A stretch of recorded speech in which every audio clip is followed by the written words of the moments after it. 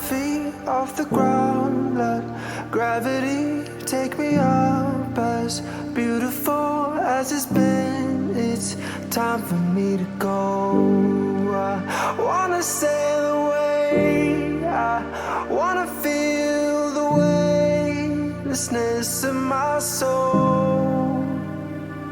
I've gotta go all the way to eternity. I will run all the way to see you. I've gotta go all the way through time and space if I'm ever to see you. And I'll go.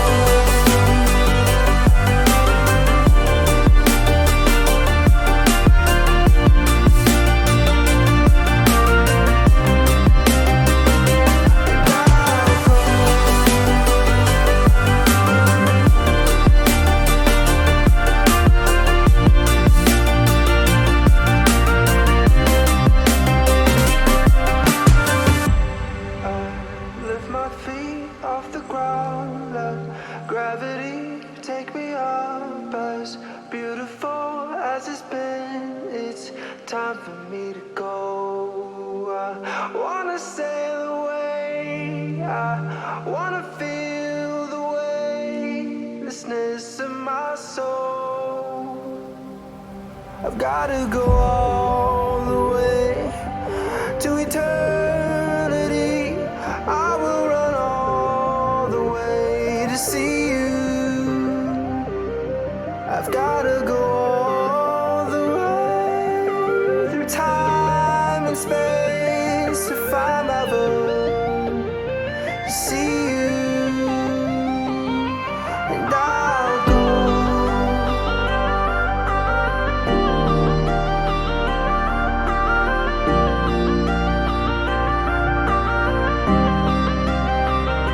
And I'll go.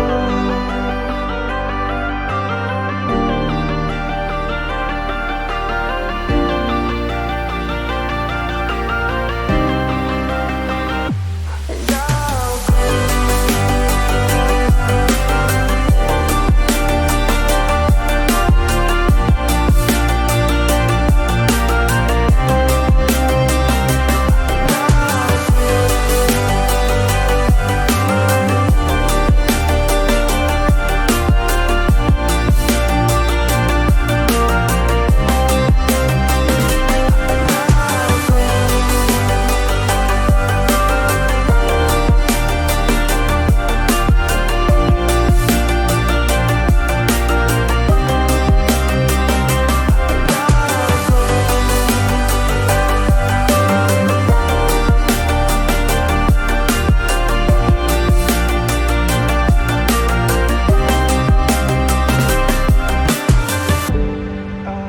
Lift my feet off the ground, let gravity take me up. As beautiful as it's been, it's time for me to go. I wanna sail away, I wanna feel the weightlessness of my soul. What masterpiece shall we play today?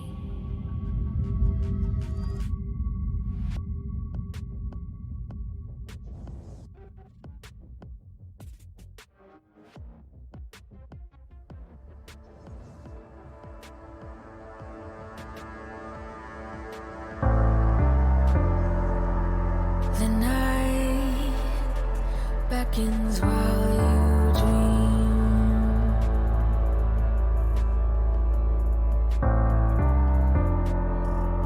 A life never lives in peace.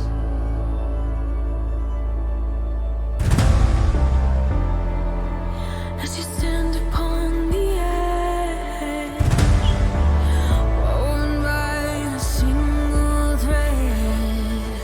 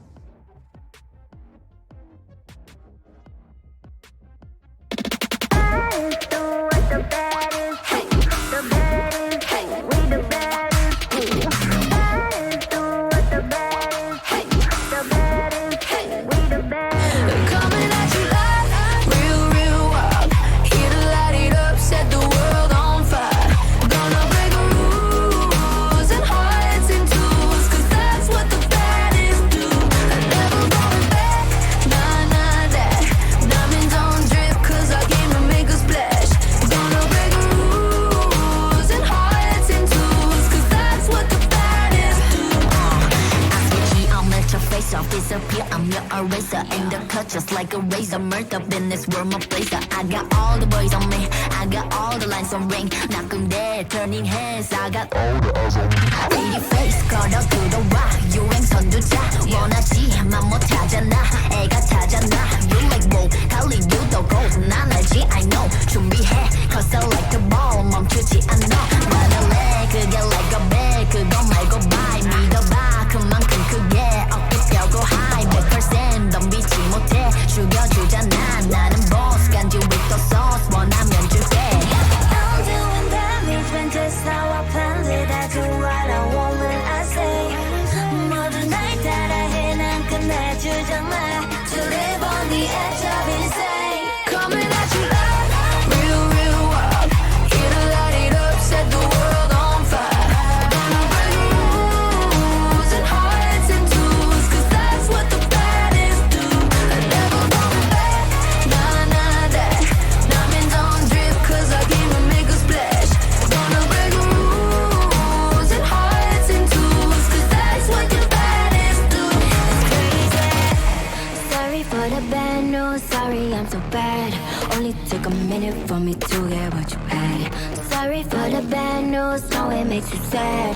There for a minute, baby, you should pack your bags. Way that I look should be breaking the law. If I don't got it, I take what I want. My circle small like a round of applause. You know that I love the sound of applause. You know I mean everything that I said. When you see me coming, get out of the way. Back in the sleigh, back in the sleigh. Back and I'm better and ready to stay. I'm doing damage when just how I planned it. I do what I want when I say. 모든 날 따라해. 난 끝내주잖아. To live on the edge of insane. Crazy. Sorry, not sorry for being the best. 언제든지 내가 좀 mad. Look at the gold, all on my chest. Look at the gold, call it a flex.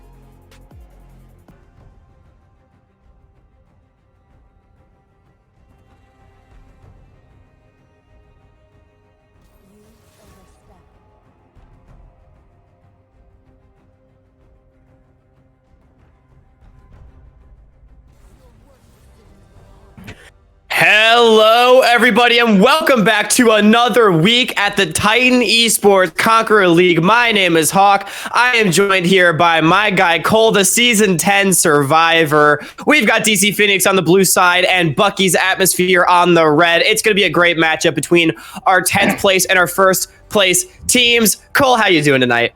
Great, Hawk. I'm just glad to be back in the office here. TES streaming empire business. Ready to see some Conqueror League go down, slam down, and we can talk about it. Absolutely. I mean, there's nothing better than talking about League of Legends on a Sunday night. Truly, that sounded like sarcasm, but it is, what I live for, right? But anyway, we're getting underway into draft here. We've got actually quite a few, interesting things I think that are going to come out from these teams in this draft. So it'll definitely be something exciting to keep an eye on. But Cole, are there any sort of picks that you might have in mind looking towards these two teams? Well, I gotta say I have a little bit of a interest in teams that want to go all out. I love picks that are aggressive. I love aggressive picks. You don't want them to just sit around play scared. You want to see fights. My team in Divinity, I'll be honest, we play a little bit of appeal and scale, But I gotta say, when I see like some early game going crazy, throwing hands, early invades, late invades, I gotta love it. I love it. Right. Well, it seems like DC Phoenix might not want quite that much aggression, banning out the Blitzcrank. Generally a very roam-heavy, global pressure type champion, just trying to hook everybody, anyone and everyone. Getting that one taken off the board. LeBlanc, also good early game champion. But Bucky's Atmosphere maybe trying to push the tempo a little bit. They take away the quirky, very safe mid lane, basically ADC, and then Zera as well. Really safe mid laner, scales very well into the game. Yeah, DC Phoenix doesn't want that coin flip support. Blitzcrank, Oh, guys, I'm sorry, I forgot to tell you that Blitzcrank backed on their back timer, and he roamed mid and pulled my mid later, and now the game is in a horrible spot, and we're one hook away from getting our inhib taken.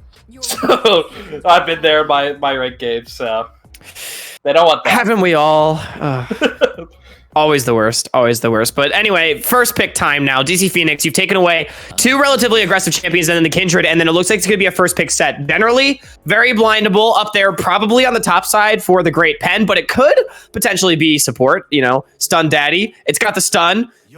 Maybe, just maybe, it could work out for him. But Lee Sin, early game champion, seems to be the way that Bucky's Atmosphere wants to go. Yep, Set, Lee Sin, gods of the blindable champions to pick here. You got Set, he's alongside like TK and Aatrox, those champions are very blindable. Lee Sin as well. You know, he can basically, even in bad matchups, he can kind of avoid and get his early game tempo going. And we also got the Tark pick here as well. Max with the Sona on DC Phoenix side, going for a little bit more of that sustain lane.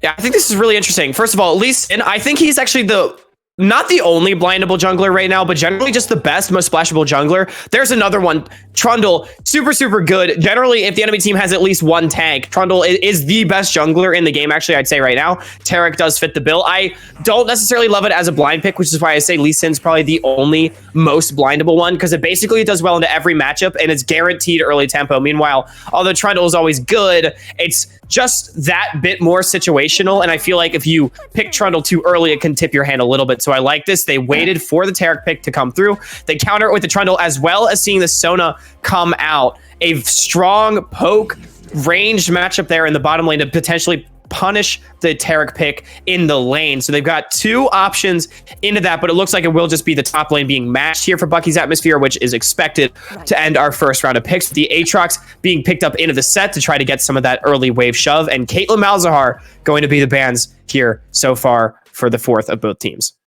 Yeah, I definitely love Trundle. I love the pick. I think he's very strong right now. One of the sad things Riot has done is Trundle, I feel like, is almost a better flex between top and jungle than Lee Sin is now. They nerfed laid Lee Sin to the ground. They did not like that. They did not like the flex potential. It was strong. It was really strong when it was good. I mean, it destroyed like any weak laner, so I can't necessarily blame them. But that's a Xayah coming through from Bucky's. Aatrox Xayah. And Ashe to match here. So they gonna have a little bit of a weaker bot lane here for Bucky's into this Ashe Sona. Very heavy poke. Probably gonna get the shove here.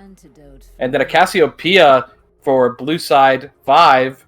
And this is gonna actually make a really tough time for champions like Xayah, Tark, and Aatrox, champions that have very little mobility and need to walk into fights. And we have an Earth! We have an Earth! Probably get confirmation on what that pick is supposed to be. I do believe it looks like it's going to be a Ziggs there in the mid lane for Bucky's Atmosphere coming out. So both the compositions being rounded out here so far. Really interesting, actually, to see both these compositions and the way they're supposed to play out. DC Phoenix, they've set themselves up really strongly with a pushing bottom lane. Ashe Sona, very strong laning phase up against this Taric Xayah, having the double range matchup, as well as with the Cassiopeia. I feel like their potential to fight in choke points, and also the Trundle Pillar thrown in there as well. Their zone control at choke points will be really strong. Meanwhile, Bucky's Atmosphere, yeah, they have the utility of trying to be able to fight, very aggressively, dive deep with the Taric to support them. I feel like you can get baited just a little bit by some of the zoning that DC Phoenix does have. However, I'm also not completely sold on this Xayah pick when Tristana was available. Much better, in my opinion, synergy with the Taric, as well as being a little bit more of an aggressive matchup into the Ashe Sona to try to match some of the shove. So bit interesting to see the Xayah come out, I feel like, when the rest of the team here for Bucky's Atmosphere has so much ability to attack the backline. Even the Ziggs, right, with how long range his spells are. He doesn't have to actually dive in to do damage to targets that are very far away. Meanwhile, the Xayah very much wanting to kite back, which I feel like is what DC Phoenix's entire composition is built to do. Yep, we got DC Phoenix, we got Set Bodyguarding the whole club, and the club is Sona, Trundle, Ashe, Cassiopeia, and they got their own back as well. Miasma, Pillar, Sona, the Sona ult coming out, even the Ashe ult with the slows. It's going to be so hard for Bucky's to come into objectives that DC Phoenix already has control. Yeah, definitely going to be difficult, but we are loading in onto Summoner's Rift. It's DC Phoenix on the blue side and Bucky's Atmosphere on the red. It's going to be a great game, and we've got at least one or two more. But the question remains, who is going to take this first one? Cole, who you got? Oh, man. I gotta say, I have a high preference if DC Phoenix can actually perform with this comp and get to objectives early and zone off Bucky's. I gotta say, I take a liking to their comp a lot more. I love it. I love the picks. Cassiopeia is gonna scale. Trundle's gonna be that great presence. That's gonna. Lee Sin's gonna dive in, or Aether's gonna dive in. They're gonna get nuked. Set's gonna be the bodyguard. He's gonna ult people out. It's gonna be very rough. If Bucky's get off to a bad start, it might be very hard for them. So hopefully they can stay ahead. Yeah, definitely have to agree. I feel like Bucky's atmosphere has really indexed towards a bit of a mid-game composition. You know, that Leandry spike on the Ziggs, the Gale Force on the Xayah, the Gorge Raker on this Lee Sin, and the Aatrox as well. With the Taric behind them in the level 6, it's going to be about early objectives, early skirmishing for them to try to secure their lead and not let DC Phoenix set up these front-to-back team fights that they so desperately want to kite away from this very threatening engage. But as we see, both teams just going for a bit of a 5-point start. It will be a Raptor ward put down there by Hari here in the mid lane. So nice little advantage coming through for the side of DC Phoenix. But ultimately, it's just going to be junglers starting on the bot side with a leash. Yep, gonna have Trundle gonna end up pathing up top lane, which, I mean, we know that Aatrox, if played correctly, can get this actual push, so it might be a little rough if he's traveling up towards that top crab. Lisa might match him, and they might, you know, be a little bit scuffle in the river there if it ends up being that place. So really the main thing is watching this bot lane here and seeing how this early game turns out, because they're in trouble. These picks are not working, like, you know, for their team right here, where you have the Xayah and the Tark, and they're very, very, you know, not very strong early compared to Soda and Ash with their poke. Right. Well, I feel like this Taric pick is definitely something we're going to want to keep our eyes on this entire game and the bot lane as a whole. Because remember, it was picked very early on in the draft. It was picked red 2, which means it was first rotation there on the red side coming through for Bucky's atmosphere. So they wanted this pick. They got put into this counter matchup now in the double range matchup. So we'll have to see how they're able to fare and whether or not DC Phoenix is able to punish, or if the Taric is going to have this impact on the game that we think it will. And you watch here, I think Set might have set up a little bit of freezy on Aatrox up there, top lane. And we got Trundle here. He's already on the top side of his camps. He's actually skipped his Krugs and his Raptors, and he's going up for, what is that, a 3 camp actually, and he's going up to the crab early. He's getting that vision early. So that might be something, if Aatrox is a little bit out of position, he might get the first jump on that gank. If Set can hold that freeze up there. This is interesting pathing. He's actually walking in to try to potentially steal the red buff. It's going low. No smite. He gets it! At least it's stuck on the pillar. He's gonna have to ward hop out, and Aatrox is here for backup. But it might be a little too late, and he might actually get collapsed on here. Enough gonna hop out, so Trundle gets away with murder here, and a flash being blown by Soda. Mispositioning a little too close to the sun there. Pool party Taric. Yeah, Stun Daddy not wanting to get stunned up there in the bottom lane. Definitely would be a lot of damage coming through. That is the strength of Taric Xayah, right? If the stun does land, it guarantees the root, and it means the follow-up can be there. But Array, he's got no red buff. He's jumping on a big doctor. Yeah, here comes Lee Sin. They want it back. They want to take it back. Flash coming out for Trundle, and Miasma coming down. He's... Oh, nice. Oh, my God. And Lee Sin collects back his buffs. He said, give it to me, and I'll take your blue too as well. And Lee Sin now with the double buffs, he gets a little bit of revenge and first blood. Yeah, really nicely done stuff right there from Array. He gets the flash, then takes his own, follows the Q under tower, gets the kill, gets out with it. So although the red buff golden experience does go the way of McDoctor, which does mean he's actually still ahead pretty significantly in the experience gain and in the farm game so far. It's going to be a flash into the bottom side. Hold that thought. And Soda gotta dodge this root here, and it looks like she did. Ash's gonna get rooted up, but that was a close one. That was really close. If she would have caught that root, that would have been a death for Soda right there for Stun Daddy. Absolutely. Good flash to get out of the root. Or not flash. The exhaust was what mitigated a lot of the damage right there. Heal from Matrix Shadow as well. Forcing out the heal and the flash from Katana, but it does mean he keeps his life. And as I was saying, Array still actually very far behind in sort of the farm and experience game in this jungle matchup. But getting that first blood, definitely going to be a big deal. Keep the gold even. And speaking of Array, he's making an attempt here on the top side. And here's the Lee Sin. And Set actually just used W if you watch the trading, so Set's in a really bad spot. He might just end up dead here. No W to block anything, nothing to turn, and he just dies. And now that's 0-2 going towards the side of Bucky's. Yeah, this is exactly what you want to see out of your early game Lee Sin, trying to impact lanes, trying to get gold where you can. But Noon's Law League of Legends, we talk about it all the time. After winning the trade on the bottom side and getting that shove from the double range matchup that we've been talking about, Doctor immediately responds with Dragon on the top side and continues to extend his farm lead as well. And an early Ocean Drake definitely feels pretty damn good to get some of that health regen, especially up against the likes of a Ziggs, even an Aatrox, you know, sort of pokier champions in the way that they play their landing phase. Being able to sustain through some of that will matter, but it is actually Bucky's Atmosphere having about a 1,000 gold advantage off the back of the couple of kills that they have been able to get. As Slim Kim, he's not going to let the Great Pen freeze this one up this time and try to take his bag. And Great Pen, actually, he went for immediately for a Bramble Vest. He's not going to let Slim Kim get any of that healing. Early armor, he knows that he just has to stay alive in this matchup and look for big teleport flanks in some of these team fights. It will be the teleport back from Jesus 3114 to the mid lane, but Slim Kim, he might be shopping, waiting for a longsword in the control word there. Yeah.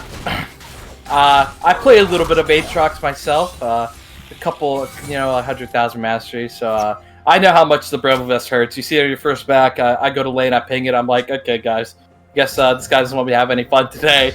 Definitely a smart buy here though. He knows that he's probably weak side at this point, he's probably going to have to survive the lane. The Bramble Vest is going to limit the healing, and if they do get a gank on the Aatrox, it will severely hurt him, because all of Aatrox's damage is physical, and it definitely is AoE. And the auto heals him so much, and it's definitely going to hurt if he gets ganked. But I have to say, Hawk, I think bot lane might have heard us talking trash about them for Bucky's, because they're going for it, man. They are trying to win this lane, and look at the CS lead. I mean, Zai's a few ahead. Not exactly how I thought it would go. Definitely not. I mean, yeah, we got to give credit where credit's due. Limitations and Katana have played this lane really well. And not only is the CS at an advantage, but the items are at an advantage too. Matrix Shadow opted to go for double longsword with the brown bag boots. Meanwhile, Limitations went straight for that Noon Quiver, which will mean extra damage in this lane. Also, we saw it on screen. Jesus forced a flash in the mid lane. I don't know if he didn't notice that Stun Daddy was actually level 5, but I mean, if you're not facing towards the Cassiopeia, I don't think there was any chance of death with him being that close to his tower. Regardless, cooldown has been burned, which means that the gank potential is there. However, love this roam down from the Great Pen, not letting Array take away the Scuttle Crab for free, which means that McDoctor will be able to continue his farm advantage in this early jungle matchup. And Trundle, he's one of these champions where like he can kind of run loose on the farm game. I mean, he can gank, he can put up that pillar, but if you leave him alone, he can get a great experience lead on this Lee Sin. If Lee Sin's going for the ganks, Trundle can power up in this jungle. Huh. I'm really surprised to see actually Stun Daddy just backed when they had 4 members on the top side, and Katana clearly was making no indication of roaming up at all. I feel like they could have just done a Herald right there on spawn. Looks like they're walking towards this direction now, but I feel like it's a bit of missed opportunity from DC Phoenix to try to punish, the map decisions from the side of Bucky's, but we do have an attempt on the top side. And here's the Trundle, and he's going to be able to...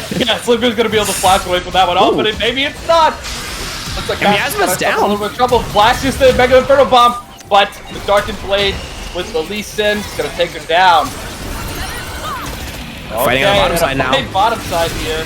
And the Thunderstorm, and there's the recall, and Ash is going to be able to limp her way out of it. Heavy trading on the side of Bucky's here. And it looks like things are going their way. I said it's going to be a struggle if they don't get ahead, and they heard me because they're like, we're going to get ahead. Yeah, well, I mean, Matrix Shadow fending for himself in the 1v2 for a couple minutes there. I feel like that's what I'm talking about. DC Phoenix not really managing to punch at all, and we saw Ray and Slim Kim play so well on the top side. Now they're just going to take down the Great Pen almost certainly. Oh, and a trade kill! The W, the Haymaker, and Lisa has to be careful here. If he doesn't land the Q... Get the Q. There it is. Oh, limitations? Glenn's going to be blown by Zaya here. Ash Arrow causing that.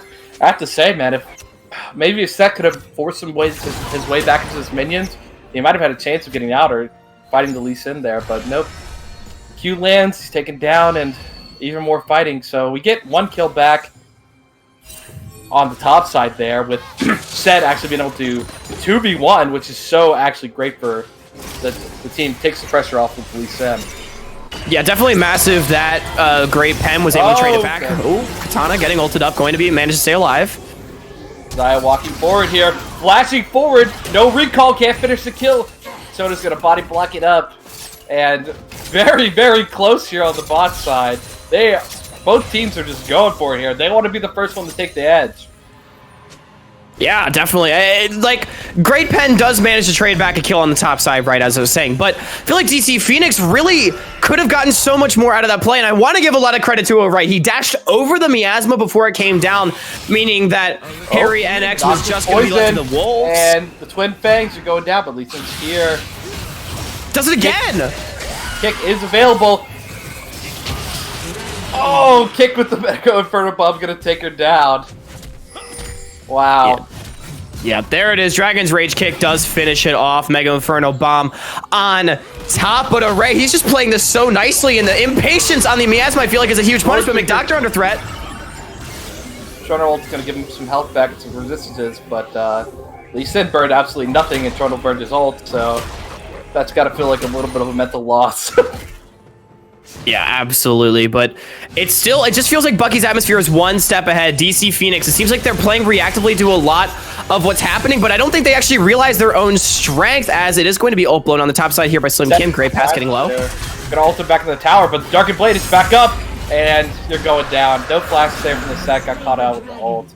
But, as well as the kill on top side, Bucky gets the second dragon. Well, the second It's just fighting across the map.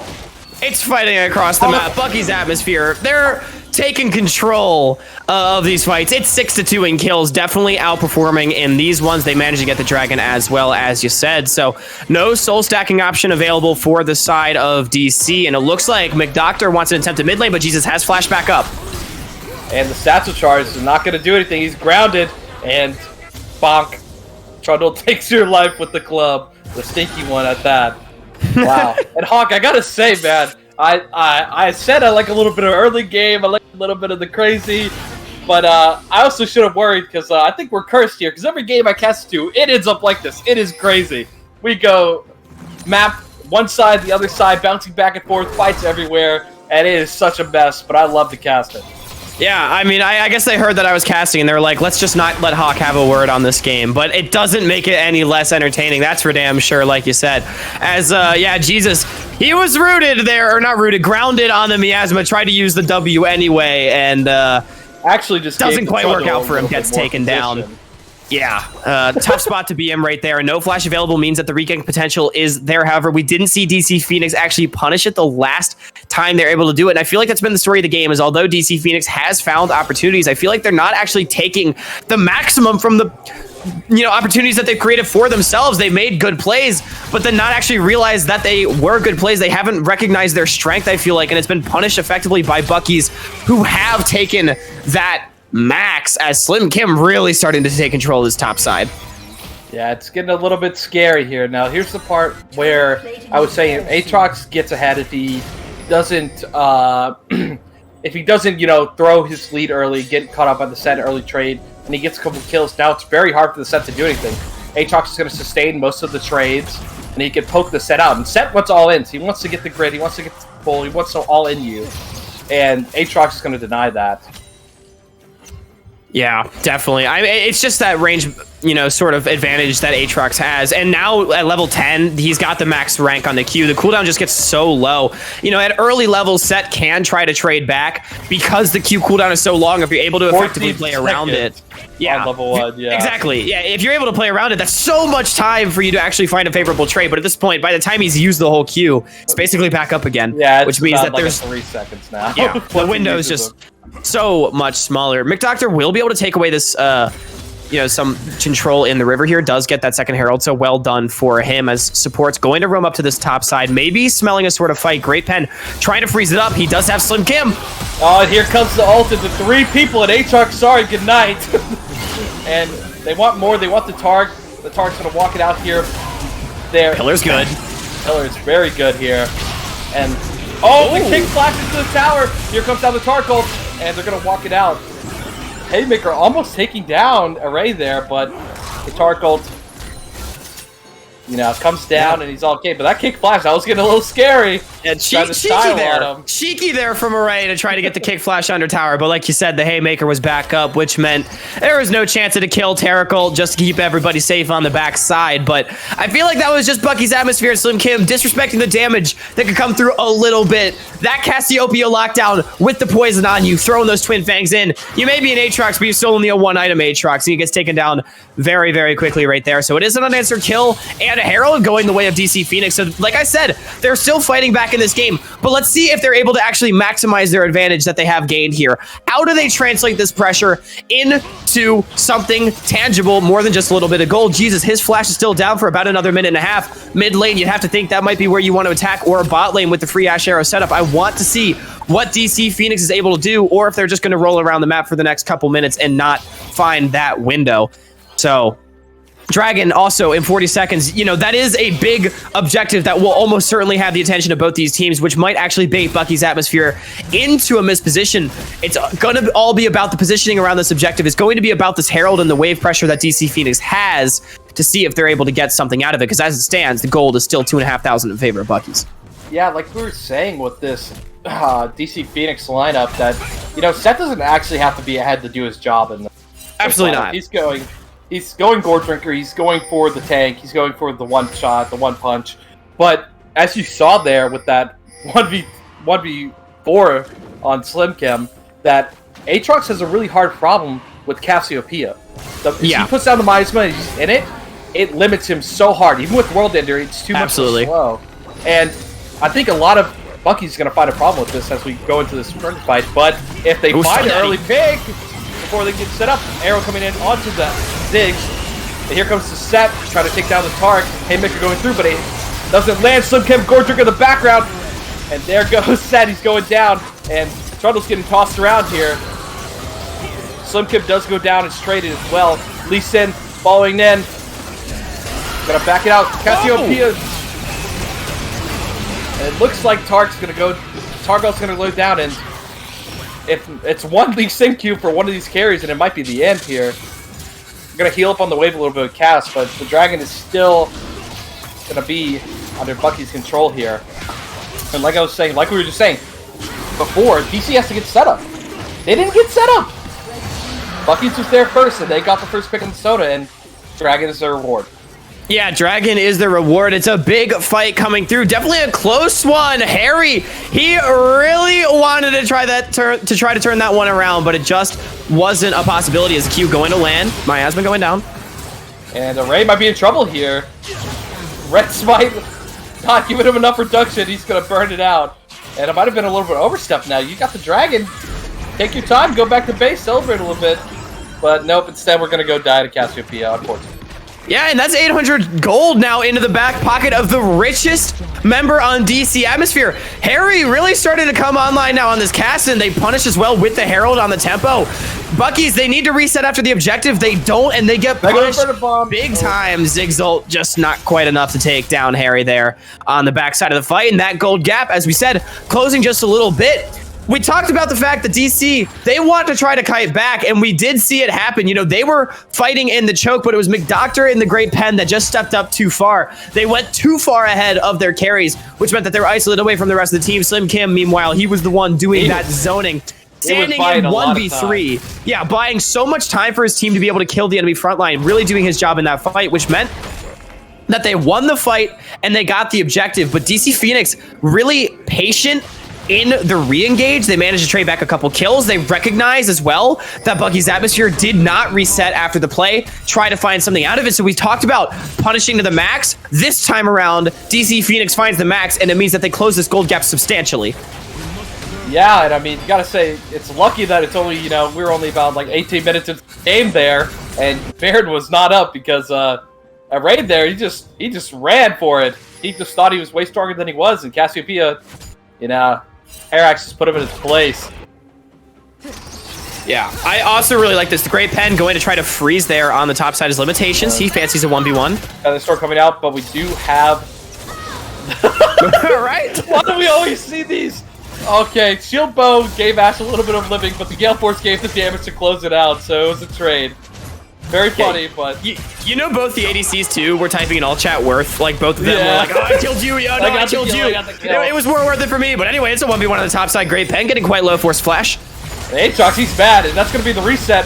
And looks like Cassiopeia, you're in the wrong place, and Mega Inferno Bomb going to bury you in your grave. Not needed, but appreciated the help for Bucky's here. And now we're getting a little worried here because they're closing the gap with these turrets, and Mr. Doctor's trying to answer back over on this side. Trundle is an amazing split pusher, but he's not having to, you know, fight around objectives. Yeah, absolutely. I feel like that was sort of Slim Kim. You know, I was going to compliment Great Pen for trying to freeze. Slim Kim was having none of that, and it looked like Array got his revenge on the Cassiopeia there as well, getting shipped into the golden zone. However, he is between two turrets. Just going to flash out. No big deal. Got the exhaust worth, guys. Is what Array's saying right now in his Steam chat. But it did cost him his flash, which is a pretty big deal for Lee Sin. I'm going to say, I feel like for better or for worse, Array has been very fearless on this Lee Sin pick. It's, you know, it got him killed the one time, 800 gold shut down to a Cassiopeia, not ideal. This time around as well, forced to flash away. I mean, on Lee Sin, that's a massive playmaking option now not available to him. But with that being said, he has not been afraid to dive headfirst into these fights. He's got 8 of 11 kill participation, the highest on his team by a pretty substantial margin outside of Slim Kim, who has 7.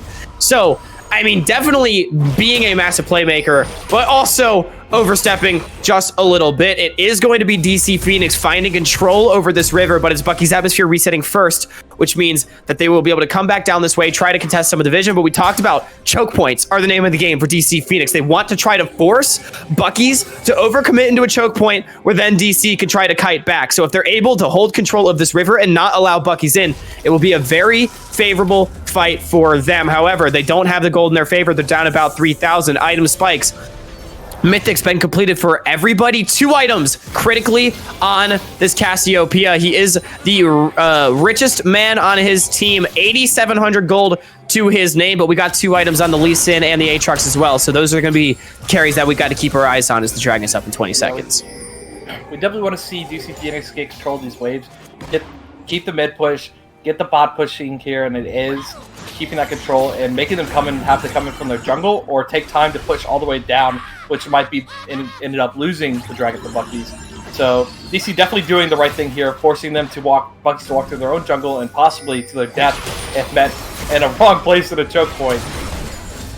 Yeah, and look at that ward right that sort of Array was walking over. If set TP's there, it could be a massive flank ward if Bucky's overcommits into this river. I really like DC's setup over this objective, but they need to do it. They're taking a lot of Ziggs poke. Ash, however, doing quite a bit back. Pillar trying to zone. Oh my god, the mighty Pillar. Tark, he's getting body blocked. They're too afraid to start the objective. They know they have him zoned out. DC, start the dragon and force Bucky's to walk through your damage. You're not actually threatening anything right now. Oh man, it's just skill shots. Ray's just pitching, but I think with Ziggs hurts a little bit more than Ash W, so have to be careful. The only person really chunked out on Bucky's side now is Tark. Mega Inferno Bomb got a Mega Inferno whiff. Right They're getting all of these cooldowns forced out. If DC just starts the dragon, it'll force Bucky into an overcommit. They have a winning position on this team fight. Katana is like 0 HP. He's not able to offer anything to his front line. And they're hitting it. They're hitting it. Now they do it, but Bucky's is already in the river. They've sacrificed the positioning on the fight. Look for the engage. Tark dive support. Tarkle's only up to the Lee Sin. Showstopper coming through. Haymaker. Zaya, you're 1 HP. Yeah, Gale Force coming back. They're kiting back, but we still have Cass alive. They still carry. Oh man, Zaya barely living there. And Cassiopeia is having to flash out, kiting back. And Array not strong enough to take it down. Ziggs whipping the bombs. Zaya can't really help that much on the Q. And this looks like, they're going to say, guys, it was a good fight. We'll come back a little bit later. Yeah, 3 for 2, but it is the dragon going the way of DC Phoenix. So I guess at the end of it all, pretty even between both teams. But I mean, DC Phoenix, they had such favorable positioning over this objective. They have so much DPS onto it with this Cassiopeia, Trundle, Ash. You throw down the Miasma, you throw down the Pillar into that jungle choke point where they were holding Bucky's Atmosphere for so long. They just burst down that dragon. They should be able to walk back out towards mid lane. I mean, Lee Sin on the backside maybe could be a threat, but you had already chunked the Taric so low. I feel like DC Phoenix was so afraid to commit to that fight, and then by the time that they'd already led Bucky's into the river, so then they had sacrificed that favorable positioning they already had controlled for themselves. They just waited way too long to do that objective. It ultimately doesn't cost them too much, but in this game that we call League of Legends, it's about punishing mistakes to the max. It's about leveraging advantages, and I feel like this is why we're seeing DC fall short in some of these games, is they're just not recognizing where they are strongest on the map, and it means that they trade back so much. Yeah, I mean, if Set and Trundle were hitting there and you had Ashe and Sona and Cass was sitting in the choke, I mean, the dragon gets melted. It gets so much zoning. I mean, just Trundle alone can melt the dragon at this point. Yeah, but it is what it is. Unfortunately, they took a different route about it, Yeah. and it ended up with two people looking at each other. Very sus. Cole, it means that we have a closer game to continue watching. Only still 4,000 gold separates these two teams. I think this is the largest gold lead we've seen the entire game, which it's significant, but it's not insurmountable, especially with so much of that gold being allocated on this Lee Sin. I mean, 8 of the 14 kills are on Array, and like, yes, he has been a massive playmaker, and Lee Sin with gold, I mean, he's got Guardian Angel online. That is 3 items completed at 26 minutes, which is absolutely massive. It's not going to scale into the into the late game as well. You know, the mid game is sort of starting to end. Once we get to that 30-minute mark, it is going to be, you know, sufficiently late game. So Lee Sin will start to fall off pretty immensely. We'll have to see how he's able to punish on with the gold that he does have, if he's able to extend the advantage for his team while he is strong. You know, Baron, only objective on the map. We saw DC, they just walk in, clear out some of this vision. They've maintained pretty good river control throughout this game so far, and I'm happy to see them able to extend that. But it looks like the commitment might be on the bottom side here for Bucky's, maybe trying to find a pick on the Great Pen.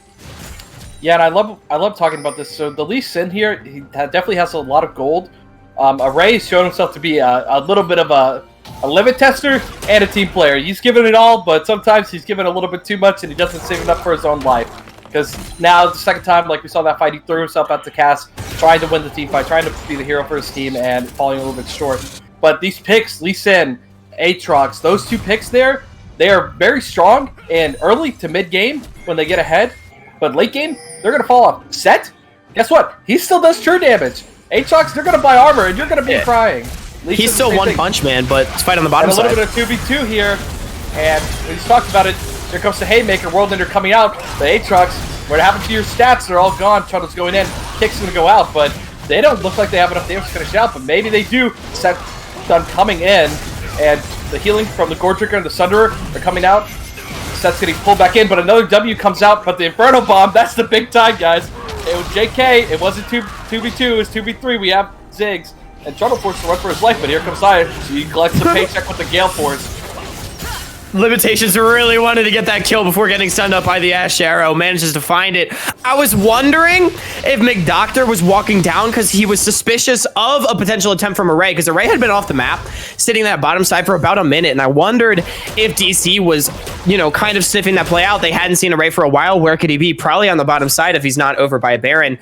But then they committed to the 2v2 that they're never going to be able to win. I mean, this Aatrox, this Lee Sin, they are the strongest members on the side of Bucky's Atmosphere. So, getting into that 2v2, definitely not what you really want, and they get punished in turn. 2 kills going the way of Bucky's, but ultimately, not too much other than that. It's just a little bit of map control, buys them a reset and favorable positioning over this dragon. DC is going to be late getting here, so it should be sole point for the side of Bucky's Atmosphere. Yeah, Bucky's really just started up, finished it. DC's going to probably give it up here and think, what can we do? But there really is not much to do on the map besides collect the paycheck topside, and I think Set's going to go do that. And right now, you're really thinking on the side of DC, like, where's our win con? What is our win con here? I don't know if you just watched that, but I had to, so I'm going to be drinking a lot more after this game due to that. Thank you so much, Limitation, for that. But like I was saying, this Cassiopeia, I think, this is going to be your carry. That is it. That is your scaler. That is your, I have to protect this. That is your VIP, and everybody else needs to be the bodyguard.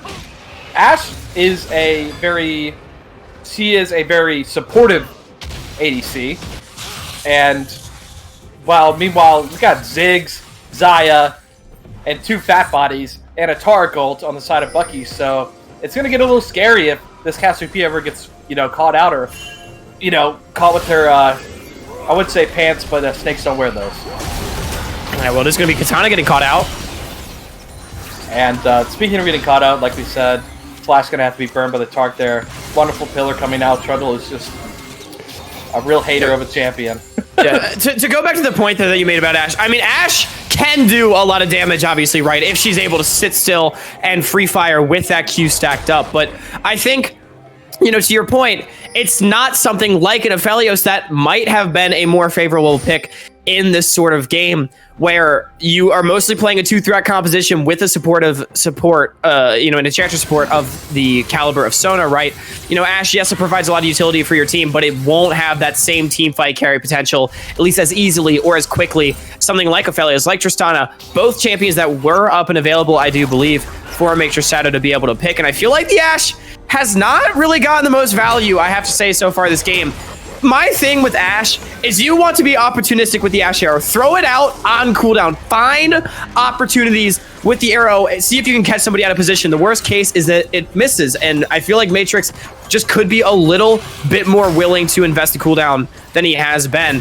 However, sitting at 1, 2, and 4, he's got 2 items, as well as the Executioner's Calling on line. So he's very strong in his own right, although maybe not quite as strong as limitations on the opposite side. However, we saw this before, I think.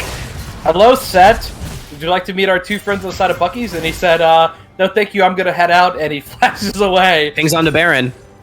Cassiopeia does this so quickly, remember, and Array is going to have to take the long way up here. It's going down so fast. Just look Ashe, at the CPS. Trundle, That's what I'm talking about from Ashe, Cassiopeia. Yeah, Trundle as well. I think it's just gone.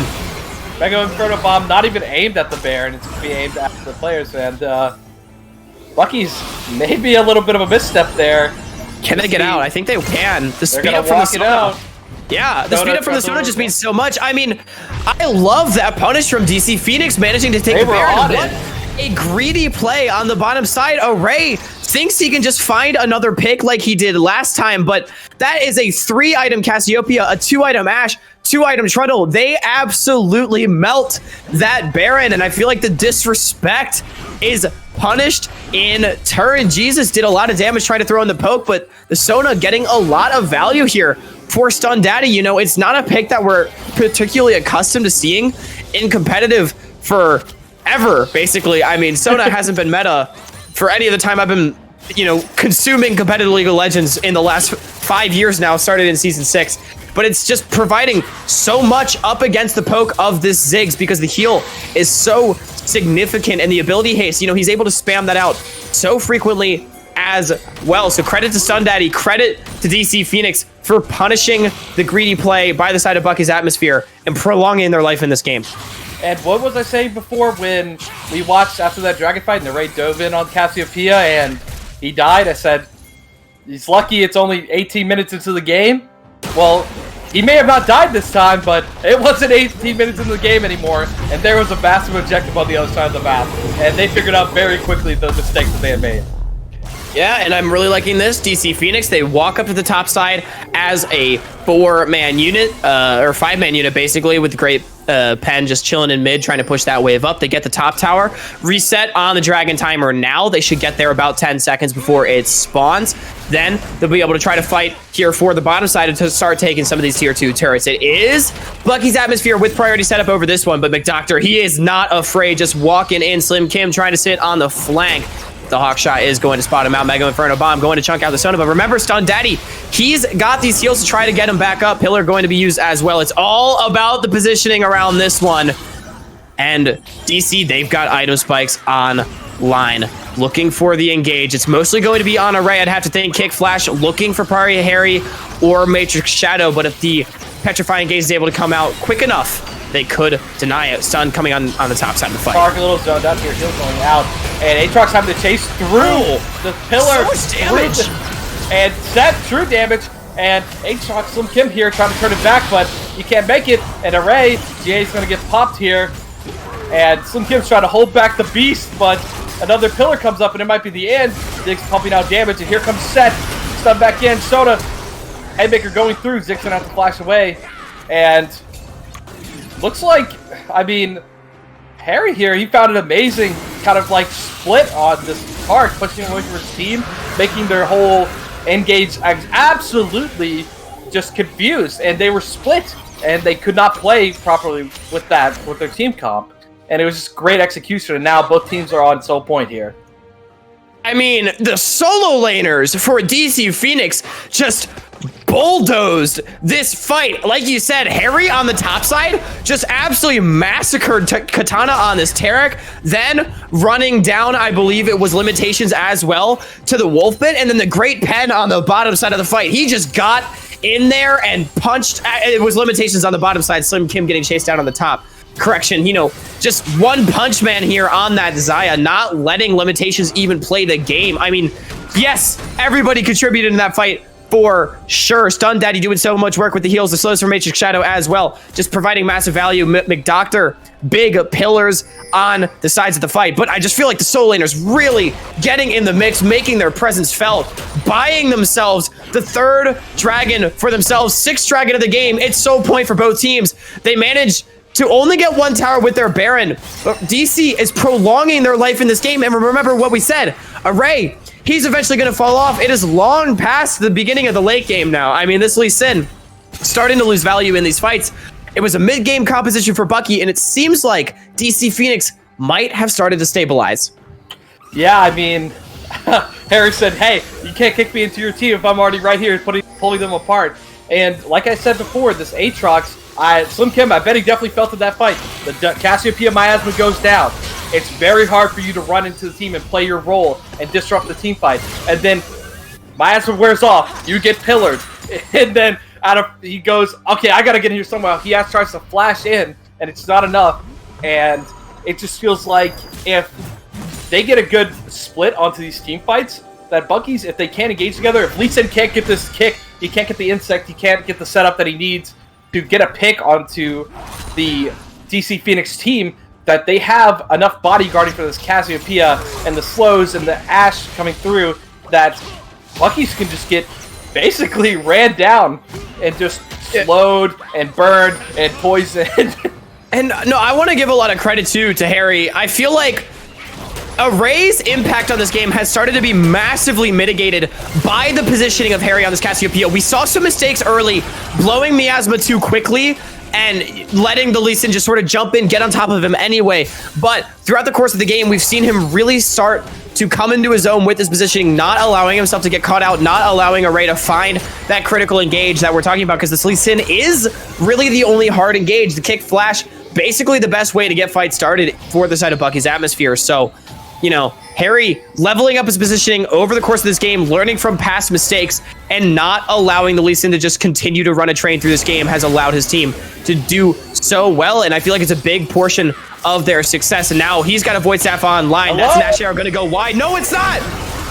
Ziggs, hello, meet your fate, that's the end. And here is Haymaker back for the Xayah. When he pulled back was Unite Xayah. And hello, I think somebody on the cast of me was saying about letting some enchanted crystal arrows fly. I think I just saw one. Amazing play from the Ashe here. Shadow stepping up for his team, hitting the target, and Baron, and possibly now a game-winning position for DC Phoenix. Yep, I mean, that's exactly what I wanted to see. I've been praising Harry, but Matrix Shadow this time around. I said it, I just want to see him throw out some Ash Arrows. Stun Daddy getting left to the wolves a little bit here. No flash.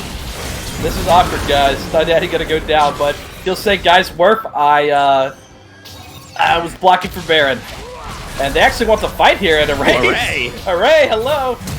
But I don't think you get out of it that easily. They have Ashe, and she's Kick. She's slowing. Onto the Ashe. The arrow coming back already. Such a low cooldown here. And Aatrox, he's bringing it back. Shadow's going to go down. Array, he has GA still. Trundle's going to give him the chase. Set here. You're going to have to want to wait out that World Ender. And now, Trundle, he's had enough. And here comes Harry. The miasma coming down. And Trundle's going to be down. And there goes Lee Sin out of the GA. And it looked like a little bit of a risk here. And Xayah actually coming in. Limitation, he's going in. And he just Gale Force and ulted in front of 3 members of DC Phoenix, but it might be set here actually over Bit in the showstopper. It's not going to stop anything. and Seth's going to be taken down. And oh my god, you guys just got Baron. Isn't it not enough? Must you fight so much? Well, I think they want the soul spawning just about now, and we all know how much damage Harry's able to do. He is in a 2v1 currently, but Sona and Trundle on the way down means that this one should just be a wrap. It's Baron in the hands of DC Phoenix. It's a Infernal Soul to boot, and like I said, Matrix Shadow letting the arrow fly finally. Doesn't find limitations. He's able to dodge out from that one, but it finds Jesus on the backside to take down the Ziggs, find the fight after the fact, and then it was a very extended play, but at the end of it all, it's DC Phoenix coming away with everything they could have hoped for, but Bucky's is not done. Katana's in. Katana, maybe buddy up a little bit more, get two. Arrow's going wide. Slim Kim, he's just caught in. He can't move. Here comes Harry. And Limitations going down. No Gale Force, no ult. Got one more. What? Give this man the pizza! Ray said, nah. Wow, that's crazy. Definitely feeling a little bit of pressure here with that soul, and he overforced so hard. I mean, he got the stun onto the cast, but what was it worth? You're all by yourself. Not even time for the ult to come down on him, and that's going to be definitely the end of this game. And wow, what an amazing game by DC Phoenix. The early game was stepping up. Oh! Ray, come on, man. Didn't give him the Pinton, you had the style on him like that. Where was that the whole other game, man? Where was the insects the whole game? You got to do it at the end? Alright. DC Phoenix taking the first W. Yeah, I mean, Array does manage to find one kill at the end of it, but remember, he had 8 kills like 20 minutes into the game. I feel like the Lee Sin mitigated so much. The Tarek mitigated so much. The Aatrox mitigated so much. All by the man whose name we've been saying the most. I feel like Harry and X on the Cassiopeia. 12, 4, and 6 after that final kill going through. But just so much work. And I feel like the final engage that Bucky's Atmosphere tried to pull off might have been a little bit of tilt. Katana thought he found a stun, but he didn't even have his follow-up there. I mean, Aatrox, nowhere to be found. Lee Sin in base. There's no one to follow up on that. I mean, your Ziggs can throw in some bombs, but your Xayah can't just dive face first into 5 members. And we saw 3 Twin Fangs was all it took to take down the Tarek at the end of that fight. So, yeah, Harry really making a stamp on this game. DC Phoenix finding the upset in game number 1 over Bucky's Atmosphere. You know, one last thing I gotta say. I just, I left the game. I clicked on graphs, and Harry looks like he's throwing a big finger, the middle one at that, to Bucky's here with the damage charts. He definitely popped off, and I'm ready to see what these two teams bring up for game 2. I don't know about you, Hawk, but I'm sure we'll be there to look at the draft with the rest of everybody watching the stream. So stay tuned, and we'll be there.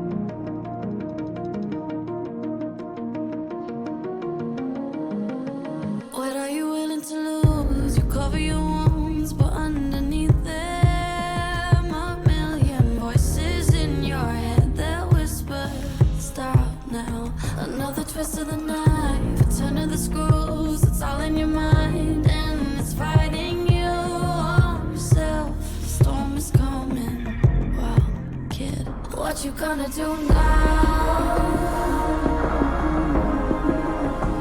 It's your reflection looking back to pull you down. So are you gonna die today or make it out alive? You gotta conquer the monster in your head and then you'll fly, fly, Phoenix fly. It's time for a new empire. Go bury your demons and tear down the ceiling. Phoenix fly. And now you're playing with matches, come out of the ashes underneath you. A million voices in the crowd, they're screaming, stop now. Well, let them swallow the pride, you're turning the tide to true believers. Got them in the palm of your hand, you're playing God now. What you gonna do now? It's your reflection looking back to pull you down. So are you gonna die today or make it out alive? You gotta conquer the monster in your head and then you'll fly, fly, Phoenix fly. It's time for a new empire. Go bury your demons, then tear down the ceiling. Phoenix fly.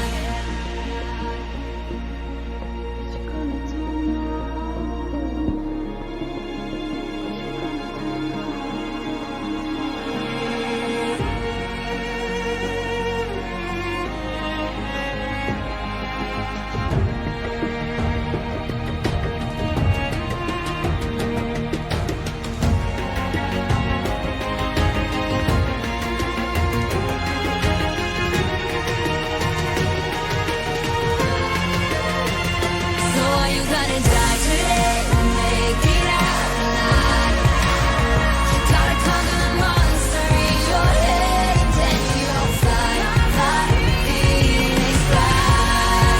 It's time for a new empire.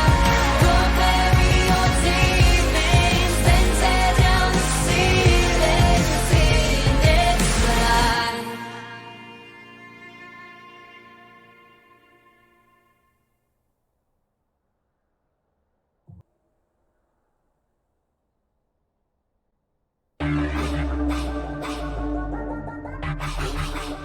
You know who it is, coming round again. You want a dose of this, right now it's KDA. I'm McDonald's with a black 소리처럼 나 이름 잊지 못하게 loud, loud, loud, loud. I could take you to the top, 절대 멈추지 못해. 내가 끝내주는 bad girl, girl, girl. And when I start to talk like that, oh, you know how to react. I'm a picture perfect face with the wild in my veins. You can hear it in my growl, growl, growl, growl. So keep your eyes on me now.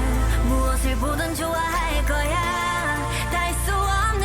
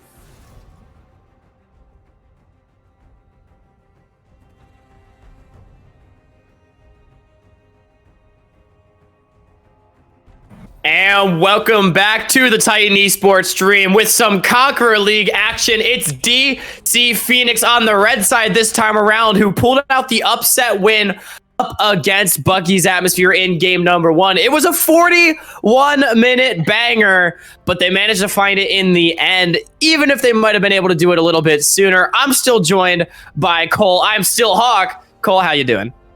Oh, I'm doing great. You know, after watching that last game where I said I wanted a little bit of early action, and then the early action turned into mid-game action, into late-game action, into just permanent action. The whole fighting. It was a full 3-act action movie. The last game. Yeah. So I'm hoping that this game maybe I get a little bit of a slower game. Maybe I can have a couple like breaths. Maybe drink some of my Topo Chico. Have Hawk do some nice talking. Let him get his words out maybe this time before I have to cut him off at every 2 seconds for a team fight that maybe shouldn't be taking place, but it is because it's Conqueror League at TES, and we're going ham. Yeah, going ham indeed. But it looks like draft going to be getting underway in just a moment here. And we saw last game, Bucky's, they picked the Tarek first rotation, and then they picked Zaya as the ADC when Tristana was available and Aphelios were available, who I both think would have been better picks. The Tarek did not really do a whole lot, I would say. So I feel like bot lane is where I'm going to be looking for Bucky's to correct the draft. I don't know if you'd agree with me there, Cole. Yeah, I think Bucky's needs to get a little bit of revenge here because the bot lane draft, it was not working out for them there. The lane, they could never get the solo kill. They could never get the 2v2 kill. It was just always really close, and then they just ended up not really doing much in the later parts of the game. So, I mean, they got a little bit of a CS advantage at first, but that was about it. They need to punch back a little bit here at DC Phoenix. Yeah, definitely. Well, it looks like it's going to be Corki, Morgana, Blitzcrank, and LeBlanc as the first 4 bans. Believe that was the bans that we saw last time around as well. And so Bucky's Atmosphere, now on the blue side, they have access to the first pick. They have one champion that they can designate as the best champion possibly available for their team to pick up. That is the power of blue side, is you get a power pick for you. It was the set that came through last time around from DC Phoenix as a very safe blind pick top laner. Ended up doing a lot of work in the game despite struggling up against Slim Kim in the one-on-one. So we'll have to see what Bucky's does decide to go through, as it is the Sona taken off the board and Gwen getting picked up. So Sona deemed a problem after it neutralized so much of the poke last game. And then Gwen, champion that has been pretty heavily nerfed for her early laning, is first picked here with the Fiora immediately locked in a response. Yep, it won't be like the first time that I watched Gwen play on TES. It will be a little bit nerfed here. Yeah. And the Fiora, a great pick into the Gwen, I believe, here. DC Phoenix pretty confident with that. I mean, it makes a lot of sense, right? Can get into melee range, throw down the Grand Challenge, not really affected by the Gwen's ability to sort of dance around in fights and create space with her constant dashes and the W on top. So like the Fiora in response, not really sold by the Gwen pick in general, but definitely something that we have to keep our eye on. It is worth noting, Gwen is still a late game monster, right? This champion does so much work in the later portions of the game, especially once she gets that Rift Maker online. That one on a spike just doing so much to increase her healing and her damage at the same time. But we got Ashe, Sivir, Braum, and Trundle in response. So it's going to be Sivir, Ashe locked in for the bot lane of Bucky's Atmosphere with the Trundle. We talked about how good this pick is. Braum is a pseudo tank to help promote that subjugate. This pick is absolutely absurd right now. And Ashe going to be run back as well for Matrix Shadow. Yeah, Bucky said, oh, you like Ashe poke? Try some Sivir poke. We're coming back at it. We're going to try to hit back. And the Braum here, I mean, I don't particularly like the Sivir Braum into Ashe. I feel like it's not the strongest lane combo you can get. I feel like it's not terrible, but I don't know what's Braum blocking? The volley from Ashe, but he still gets stunned by the arrow. I just want to see a Triss pick so we can I want to watch Triss pop a squad on Ashe and kaboom. I wonder if this means that Limitations doesn't actually play the Tristana, because I feel like this is 2 games in a row where Tristana was very easily pickable and was not taken. Aphelios as well, I feel like also would have been good here. And look at that, Lulu going to come through to provide some safety as well. So Stun Daddy, he said, I'm going back to the Enchanter. It worked well last time, and even though the Sona was banned out, you can't ban me out, and I'm just going to go down to the next best one as Seraphine picked up for Bucky's with what I'm assuming is going to be a lethality Sivir. I mean, crit Sivir is pretty bad for all intents and purposes in the current meta. So an Enchanter support for a poke ADC, it is a lot of poke coming through from both these champions. It will buff up the Gwen and the set, potentially going into the jungle or the top lane. So it's a flex for Bucky's Atmosphere between these two champions. Orianna going to round out the composition for DC Phoenix. We saw them play a kite back composition last time. Looks like that's what they're going to go to again. Yeah, seems like Bucky's draft heavily relies, if they're fighting in team fights, it heavily relies on the Seraphine ult here to kind of win them those fights. It's going to be pretty big here, along with like a Braum ult, set ult, kind of like wobbling. We got on DC side, we got Fiora. I mean, the Fiora and the Trundle, they can provide a lot of split. Orianna's a great solo lane. Like, put her in the side lane mid game, and she's one of the best at it. And Lulu here just kind of just protect and buff the other champions. Yeah, for sure. I will say, I feel like the blind pick Seraphine does kind of go unpunished with the Orianna being picked, right? That's clearly a team fight pick for Harry this time around. You know, he's not playing to try to lane Kingdom, because there are ways to heavily punish Seraphine there in the mid lane, but he's going to be Jesus, that is going to be pretty safe on this pick up against the Orianna. So that is one advantage, and it does provide some late game scaling as well. And looks like we're about to pop in the game, but I have to say, like, the 131 potential of DC Phoenix's comp is pretty strong. What are we actually looking for here for these teams? Like, what is their win comp? What is what they want to get going in this early game? Well, I feel like, okay, looking at Bucky's Atmosphere, the Gwen jungle with the Ignite, no flash, right? They don't actually have very many gank options except for potentially the bottom side. They could also look towards Slim Kim on the top side, but that Fiora is going to be super slippery. Now, if I'm McDoctor on this Trundle, I am playing to isolate this top side matchup. Give the Great Pen the space that he needs to be able to heavily influence this map, start knocking down turrets, unlocking the map. You know, Trundle, Fiora, they do the Rift Herald so quickly if they're able to get that free time. So hopefully they're able to leverage some of that shove into an early play. Also, set up on the bottom side, once Ashe hits level 6 is good. You're able to stun up the Braum. You know, he's able to block the arrow damage with the Unbreakable, as I said, but the stun will still go through. So something to keep your eye on as well. But it's going to be a mirrored bot side start once again from both junglers. I have to say, I mean, Gwen is pretty weak early, especially in the jungle, until she gets that first item. You know, has probably one of the best 2-item spikes in the game. But do you think there's any chance this Trundle might put some pressure on her? And if so, will the Ignite actually help her, or will it hurt her without having flash to escape some of these? Yeah, so this is where it gets interesting. I mean, okay, you know, I'm a jungle player. I have not played Jungle Gwen. I don't know anything about Jungle Gwen, honestly. Trundle is an absurdly strong duelist, and I feel like a lot of it will come down to McDoctor's patience with the pillar in the 1v1, because the Ignite will definitely give Array a lot of extra damage, not only in the one-on-one, but also in any gank situation to try to secure the kill. But if McDoctor is patient with the pillar, if he finds himself in a winning 1-versus-1 scenario, if he waits till after Array dashes to then pillar so he can re-engage the fight, I think that'll be very influential. So something to keep your eye on. Both junglers look like they're going for at least a pseudo full clear. It is going to be a true full clear for Array, but McDoctor deciding to skip his Raptors. We saw this last game where he did his entire blue side as well as his red buff, then walked in towards the enemy jungle to try to secure an advantage and ended up stealing the enemy red. And although he got first blooded on the backside, it was still a nice cheeky little play. So we'll see if we see something like that again, but no. Looks like McDoctor going to be going back towards the Raptors, but shove being secured here on the top side means that crab will look good. The Seraphine under threat. Flash. Yeah, I have to say, like, you haven't seen a lot of Gwen. I've seen a little bit of it with a lot of just farming, basically. The jungle farming to get that 2-item spike to be a big terror. I mean, obviously, you know, Gwen, no CC, not really a very heavy gank opportunities from her. Yeah, definitely. And I like that play there from McDoctor. Knows Crab's not spawning just for a couple seconds. He's already got Shove in the top lane, so he knows the Great Pen can, you know, is pretty safe up there. The gank threat, like you said, from the Gwen, it's not that high, so they go mid, get the flash off the Seraphine, able to take the Crab anyway. And McDoctor feeling pretty good about his position in this game. He is down a camp, of course, with the time committed. It meant that the full clear came through, but Katana's going to use this time to go for a 2v2. Yeah, wanted the fight here. Silver's going to go. Boomerang Blade coming out, but they're going to disengage after that, getting like a little bit of post nice trade. here. Yeah, that's what I expect to see out of this lane from Katana, jumping forward, using the fact that they know that McDoctor, like we had been talking about, playing around the top side of river. He's able to go in, find a Q, get some damage down. Gonna need to be a little bit careful as he walks into the river here trying to find a ward, but double Scuttle Crab does come through from McDoctor as Array.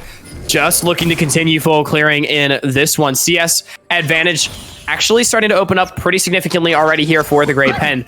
Like, it all goes back to leveraging the pressure that he has in the 1v1, the fact that his jungler was topside to play so far forward. They know that Array likely reset. His only camp available is the Krugs. He cannot be topside, but Slim Kim finding a nice trade. He's just dead. First blood. No flash? No flash. We still have flash. And a fight bot side. And Stun Daddy's going to take down Limitations, and Matrix is going to take down Katana.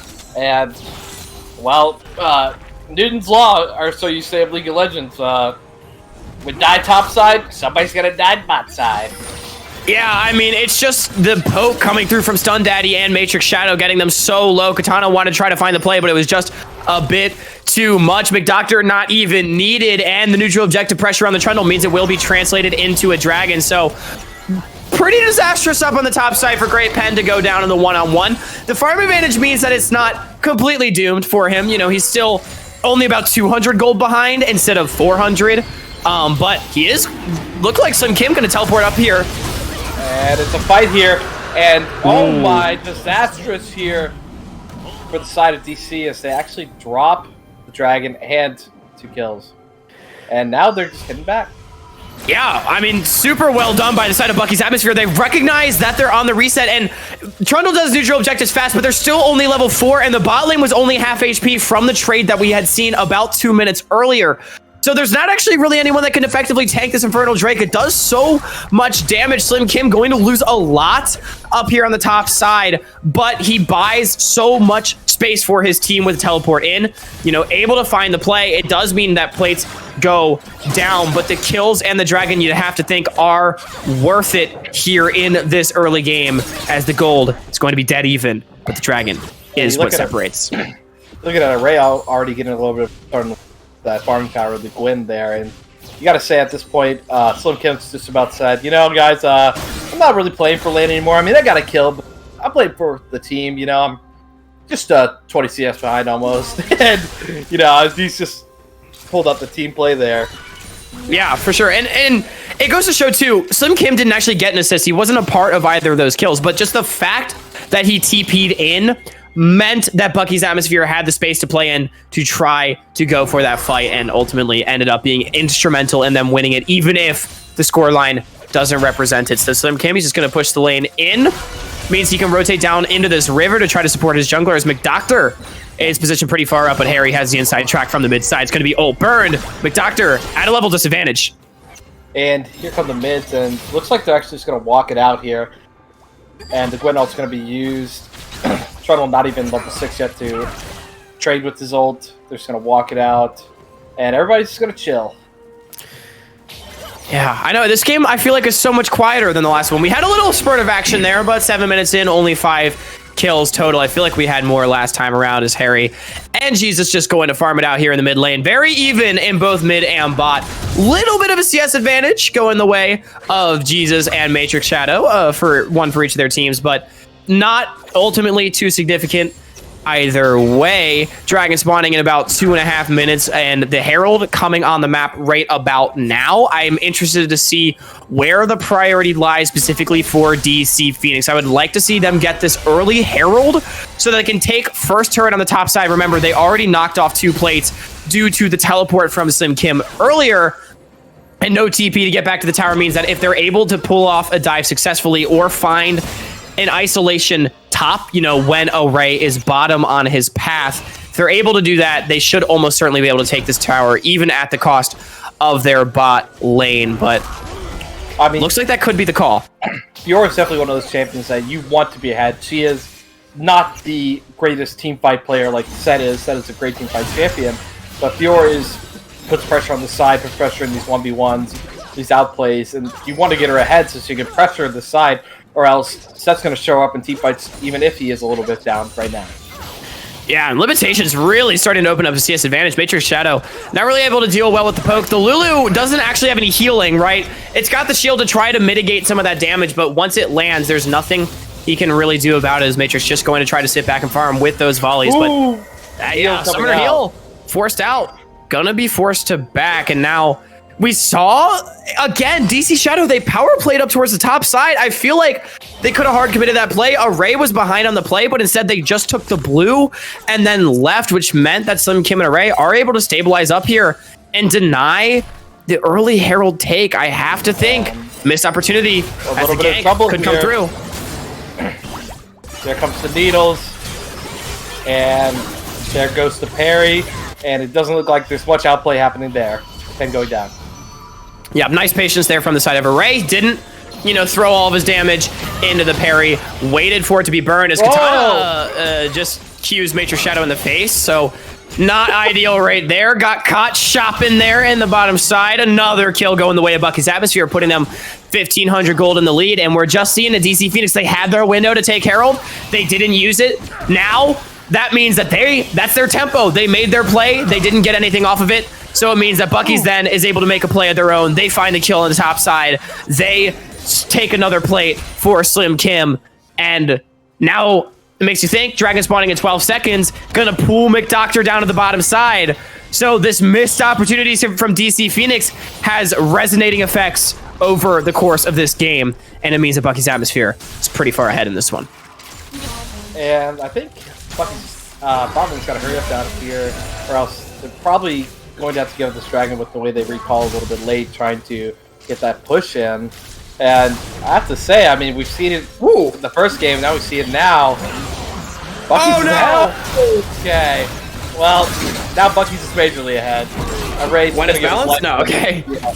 But I was saying is that Bucky's is taking an early lead once again, just like the last game. Yeah. I mean, and again, well, all right. Okay. Jesus does go down, no flash. Katana's in. And this looks like Harry is going to go down. One more auto? Yeah. There it is. McDoctor wants a piece, pillar. Ash Arrow's going to get blocked by the Silver Scroll Shield. And Bundle's in a little bit of trouble here. He's going to choose him 5. Stunned it, he has no mana. Oh! And he gets his block knocked by Trundle Q. I mean, Braum Q. Yeah, nicely done. So the re-engage comes through from Bucky's. I mean, Array stole the dragon again, just dashes over the wall and smites it. That's why you pull out your dragons on the red side, kids. Just skipping steps on the setup. DC, again, missed opportunities, not punishing to the fullest extent. Yes, they get the shutdown on Array. That is big. Yes, they get the solo kill mid lane as Harry just runs down Jesus there on the Seraphine. So they do find advantages for themselves, but then on the re-engage to the play, it's just the overstep from the side of DC that got punished, and kills are traded back as Great Pen going to blow his ult here on the top side. And he's looking for the 1v1, but he's in a fat minion wave. He might not find. And the flash is going to be a 3v2 teleport. One's on the way. Haymaker coming back up, and the Gortrigger's coming up. Ray's here, so much damage. Healing. Harry's going down to the Needles, and Array's picking up another kill, and they're looking for more. He's not done with his Needles. He wants to take this Lulu. Polymorph does come out, but the dive's coming back up, and Set, he's too tanky. He'll take it all. Yeah, Array making this jungle Gwen look so strong. We saw it on the Lee Sin last game. He's, decides to pull out a different champion this time, and it is just doing so much damage. That is a Gnasher's Tooth completed first item on the Gwen, going to help with the clear speed, and certainly giving him a whole hell of a lot of damage as he just cut his way through the side of DC Phoenix. 2 more kills and first tower going their way. All goes back. First tower could have gone the way of DC Phoenix. They don't see the play. Means that Bucky's Atmosphere is able to punish later. 4,000 gold in the lead here at 13 minutes. It's bigger than what we saw in game number 1. The only question remains if they'll be able to close it out. So here's the really catastrophic thing about DC Phoenix's comp is that it really relies on these solo laners being far ahead, as Array finds himself in a little bit of trouble here, getting bopped by this pillar, and there's no escape, and he's to die. Encore coming through, but it's not going to affect this Trundle. Jesus? Now Ori's here, and Seraphine going to kiss it goodbye, and Sleepin's going to watch his team die. Arrow's going to pass through, and they're going to pick up this Herald. Yeah, massive oversave from Array. I mean, his whole team is on a reset, and this guy is trying to solo Herald. Not really what you want to see out of your Fed Gwen. Ends up going down. Last game. Yeah, exactly. And then Jesus with subpar pathing there in the river. No flash available, gets taken down as well. So it will be 2 kills and a Herald traded back. Good punish there from DC Phoenix. We'll have to see what they're able to do with it. But Limitations is working on the spot turret and is able to find it. Matrix Shadow is down big here on the bottom side. 62 CS down. Oh. You know, and I was going to say before that whole Array throwing went through, is that DC Phoenix's comp kind of relies on this Orianna being strong and this Fiora being strong and then being able to pressure. If they're not ahead, then their team comp kind of falls behind. I mean, subpar team fighting, so they can't even find a win there. They can't find a win in the side, then where's their win? And now their Dragon's behind, so they don't even have pressure on that. So, if Bucky's can just force Soul, then what is the side lane pressure? We got a permanent buff. Yeah, exactly, and it goes back to the Stolen Dragons too. That matter so much more with that soul pressure, and it makes me wonder. Oh, hang on, Great Pen, he's gonna die. And yeah, Harry's not gonna save you. Oh my God, he gets pulled over by the face breaker. Oh, he dies to the auto. The notes hit his face. The notes, yep. But, like I was saying, okay, so they get the pick. Might be a little late to Dragon. Katana, half HP. Should be fine to contest this one, potentially. They want to continue soul stacking, but if I can quickly get this point in, I want to go back to this Fiora pick, because DC clearly picked this as a response to the Gwen. They thought this was the best possible option, but McDoctor has clearly not been wanting to play around it at all, so I have to question it, as Stun Daddy is just going to get pulled back and clapped. Array blowing the ult there on the bottom side. Are they going to look for more? Oh, never mind. You can never continue. Katana's going to flash him with the Braum ult. Going to be taken down. The Orianna and Trundle, and that is 3 for Limitations. Yep, 3 for Limitations. Sivir doing so much damage. Katana flashing over the wall. Just giving him the Glacial Fissure right there. You love to see that out of your Braum. Looking way better on this champion than on the Taric we saw last game. And you'd have to think that this might be a done deal going the way of Bucky's Atmosphere. I mean, the Fiora was picked. McDoctor refused to play around it, I feel like. And Stun Daddy also, they power played on the top side, took nothing for it. And Bucky's Atmosphere was just able to punish. Stolen Dragon's not helping either. It's Soul Point picked up. It's 3 kills picked up. It's a 6,000 gold lead being secured. And this is kind of the point where we start to question DC Phoenix's draft and game plan going into this. You really think with, you know that you picked the Fiora, and while you wanted the Gwen, you got the set, but you still need to get her ahead because that's how she functions. That's how you want the champion to function. That's how you need your game plan to go. And like you said, it didn't get played around, and she actually ended up losing a lot of these either 1v1s or getting ganked by Array, and now your team comp is in disrepair. Yeah, let this be a lesson to anyone out there who might play competitive. Maybe they draft for their team. You can't just pick Fiora and not alter your game plan to play around it. If you're going to go for an aggressive counter pick like this, you need to be willing, and not just willing, you need to know how to play around it. This is something that you have to practice as a team.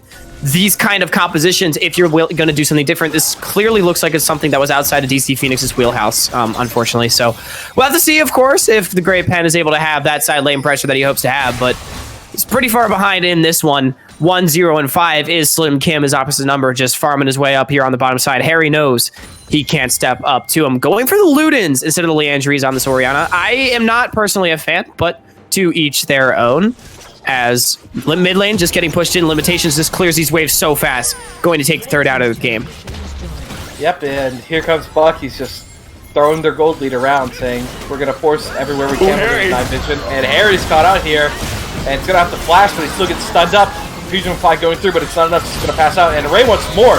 He said we're diving this tower. Aquarop's going to miss, but this tower even do damage? They're not even feeling it. And double kill for Limitations. He's definitely trying to get all the kills for himself. And Doctor's going to take it back a little bit here, and he's got all these stats. Set Haymaker coming soon. Not going to get the true damage coming out. And Doctor's going to pillar and walk away from this one. But, Array, he's just going in, and he doesn't want to stop.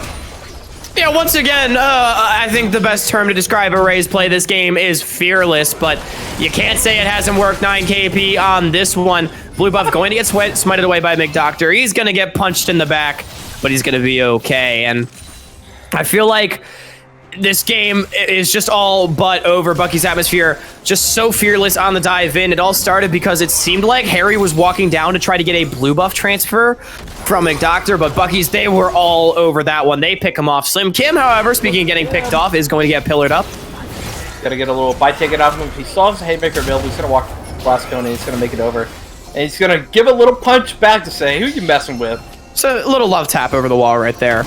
Gotta let him know, but just gets his back canceled. Annoying at best, but not too much comes out of it. And yeah, it's just Bucky's. They're controlling the enemy jungle. Look, they've already got some blue wards littering the enemy red side. Off this reset, they should be able to walk in, start controlling over this Baron. And now I will say their Baron take is not great. However, it is actually the crit Sivir, that I said wasn't that great. It's worked out pretty well, I would say, for limitations in this game. So it means that their Baron will be that much faster as opposed to lethality Sivir. Gwen. Yeah, and with the Gwen as well, doing the DPS. 2 items. He's got the Rift Maker and the Gnasher's Tooth online. That means it's time for 200 years of game design experience to hit the Rift. Yeah, and I mean, I gotta say, Hawk, I gotta ask you, because you're the analytical guy here. I'm playing on the side of DC Phoenix. How do I even begin to come back here? Ash Arrow is your only hope. The thing that makes it so hard, though, is there are so few good targets because, Braum and Set, they both have just large health bars to get through, and, Set becomes One Punch Man when he gets angry. And then Array and Limitations also both have ways to block it. However, I'm really looking at Jesus. If you're able to find the Seraphine, I feel like he's positioned a little bit aggressively at some times throughout this game. So, find him on the side lane with the Ash Arrow. We know that Harry should be able to win this in the 1v1. McDoctor, great pen as well, should have that one pretty well, an easy time in that one-on-one. So if you're able to find the arrow, pick that guy off, that could maybe be a way that you start coming back into this one. But I feel like in a straight-on front-to-back team fight, this Braum, the Set, they're just too big. Locket of the Iron Solari, Gore Drinker to keep them alive. Array throwing the needles through the team as well. I don't think there's any hope in hell of winning this 5-on-5 if you are DC Phoenix, but seeing as it is Soul, I think you've got to try. And here comes Array. Like we said before, he's definitely going Big Seraphino, the Haymaker! And absolutely wiped. And here comes Fiora trying to clean up, but your team's all gone and getting run down, and it looks like you might be next. Lulu going to speed up the set, and the flash's going to come out, so she actually is going to be able to get away. But Array, no fear, and here comes that Encore, Showstopper. The end. What a great play. Yeah, Slim Kim not only stopping the show, stopping time, it felt like, as he dunked the Trundle back on DC Phoenix, and then the Haymaker through everybody doing the damage in that fight. Just a master performance. It was Array starting it off with the needlework, but it was Slim Kim finishing it off. They find the Soul. Now, this is an aggressive Baron take. DC Phoenix will be back on the map for the spawn of this one. And remember, Bucky's Atmosphere hasn't actually had time to go back and spend most of the gold that they did get. Baron down to 8,000. Trundle trying to win his way out of the base. Does DC Phoenix even know that it's happening? Down to 5,000, it might just be gone. It's going to be Baron and Soul going the way of Bucky's. Now, can they get away with it? I think the answer is yes. Yeah, nobody anywhere close. And Hawk made it sound like they got away with murder, but DC Phoenix said, I don't want any. I feel like DC Phoenix, again, they're a little too slow on the map. I mean, that if you were going to win a 5-on-5, that was your best chance. Bucky's hasn't spent all the gold that they just earned. Yes, they have Ocean Soul. It's probably unwinnable, but at this point, you need a miracle. You're 11,000 gold down. At this point. Yeah, you're 11,000 gold down. You are against Soul. You're against Baron. If you can maybe flash your Trundle into the pit, smite away the Baron, find a kill or two, even if a lot of your members die. I mean, that's potentially an avenue, but I feel like they didn't even respect the fact that Bucky's hadn't actually reset right there, and Baron goes over. So it should just be Bucky's walking it down. I would like to see them try to push up these side waves, take down the last 2 outer turrets first, so they can attack all 3 lanes at once with the Gwen and the Set, each on one side lane with the 3-man unit in the mid. But look at him right down there. He's got Baron, but he's so full. He's so... He is spotted bot. They're going to make an attempt on a Slim Kim here. Dash arrow. Here comes Dash arrow. Oh, nice. Showstopper actually dodges it. Haymaker's going to come through. Oh my god! The Seraphine! Oh, where did you go? And Erase not even needed. And Slim Kim making a great punch at DC Phoenix. Wow. Slim Kim doing his Saitama impression right there. The slick dodge on the Ash Arrow. I mean, just schmoovin' all over DC Phoenix right there. And then the Haymaker just blows Stun Daddy away with the Boomerang Blade, slicing him through as well. Seraphine ult on the backside hits 3. It's Bucky's atmosphere in game number 2. We're going to game number 3.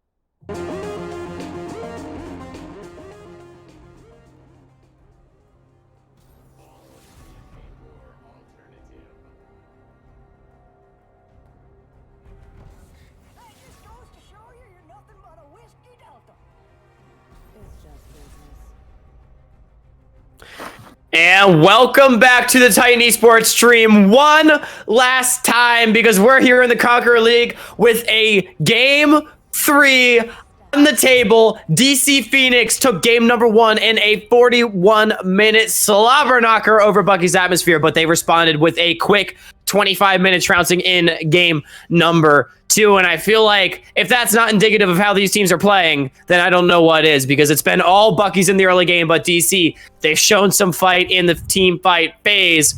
Cole, what do you think? I gotta think Bucky's probably riding a mental high right now.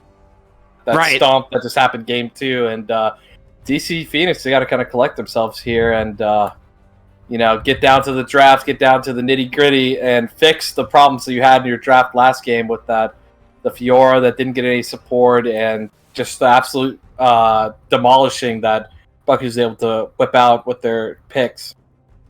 Yeah, definitely. Well, as we get underway into draft one final time, it is going to be DC Phoenix back on the blue side. Remember, they first picked Set in game number 1 to great effect. It seemed like Set has become quite a priority pick between these two teams. It's been on the winning side in both games. We've also seen high priority on the Trundle from DC Phoenix. They took it in their second rotation in game number 1, as well as first rotation in game number 2. So also something that we could see getting pulled out in this one, but it is going to be the standard Blitzcrank Corky that we've seen for both these teams so far getting taken off the board. And just personally, Cole, what do you think the best first pick option is for DC Phoenix in this one?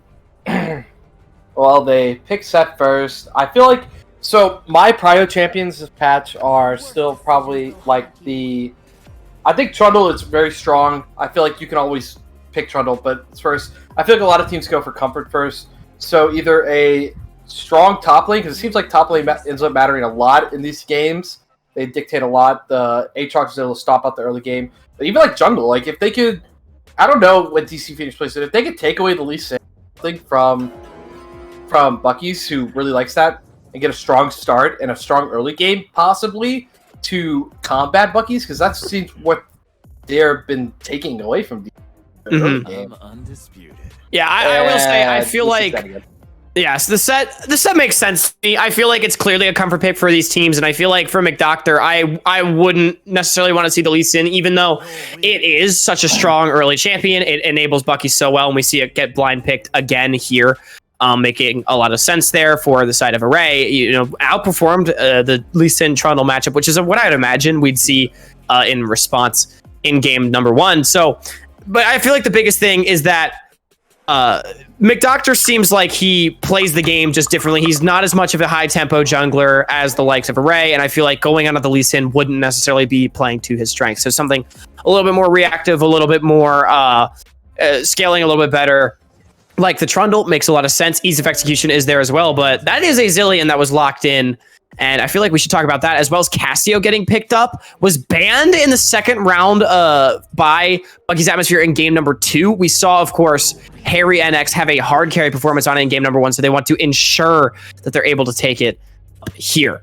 Well, I'm pretty sure the support for Bucky said, hey guys, Array keeps we keep winning, but he keeps just trying to run it down. So he keeps dying after the fight. Right. Yeah. They're trying the Array insurance package then. Yeah. I like that. I like that. Stimulus package is a ride. I can subscribe to that. Yeah. No, I like that. Coming out too. Okay. Wow. Yeah. So the Zilean as the Array insurance package getting picked up, and Bucky's Atmosphere apparently hates fun because they picked Malzahar into the Cassiopeia, which does make a lot of sense. It's got a range advantage, a lot of early wave shove, and the Nether Grasp, which is a really obnoxious ability that everyone that plays League of Legends probably hates. So that one getting picked up for Jesus, I feel like it makes a lot of sense too, because I would argue that he's been the weakest performing member of Bucky's Atmosphere so far in this series. So something very safe, very easy to find value on, definitely can help out a lot to try to neutralize Harry. ADC getting banned out here in the second phase. And you know what wasn't picked again? Let me guess. Again would have been great here. Or Felios. I will say, I hate the Ezreal way less than I hated the Sivir and the what did they pick in the first game? Fire. Yeah. I hate it way less than those two. Of course, the Sivir actually ended up working out very well for them, but that's another thing. Jinx, Soraka going to be your response.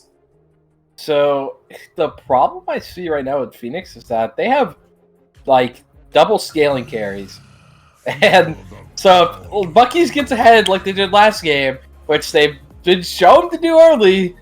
They're gonna have a problem with the double scaling, but if Bucky's griefs it a little bit like they did first game, then they're gonna be in a little bit of a problem because double carries. Yeah, for sure. And I feel like it's sort of interesting too because I think Array actually has very limited gank options, at least until Malzahar level 6 comes through. I mean, Zillion Ezreal, what the hell are you supposed to do down there? There's no CC. Jinx, Soraka, super safe, like you said. Double scaling carries, definitely going to be looking to farm up. Now, you do have the Volibear on the top side up against the set. Could be one potential option, turning off the tower, trying to get in on that play. And we know that DC Phoenix hasn't wanted to take Herald to 2 straight games. So if you're able to pick that one up as Bucky's, could aid in that endeavor. And then, of course, level 6 on Malzahar will be a big power spike there in the mid lane, opening up a potential door as well. But with the shove that I think they should have in top and mid, you might be able to attack into McDoctor's jungle, start trying to find advantages that way if you're Ray. And that's exactly what happened. I mean, the first game, Doctor walked into his, Soul's red, and Array didn't like that very much. Right back. I'm taking it right back. And, I mean, you're going to have it. Malzahar's going to have the early push. Volibear, he almost always gets the early push just because of the passive and the E. You can't really train into it. So we're just going to see how that turns out for him as we get a instant pause going into the game.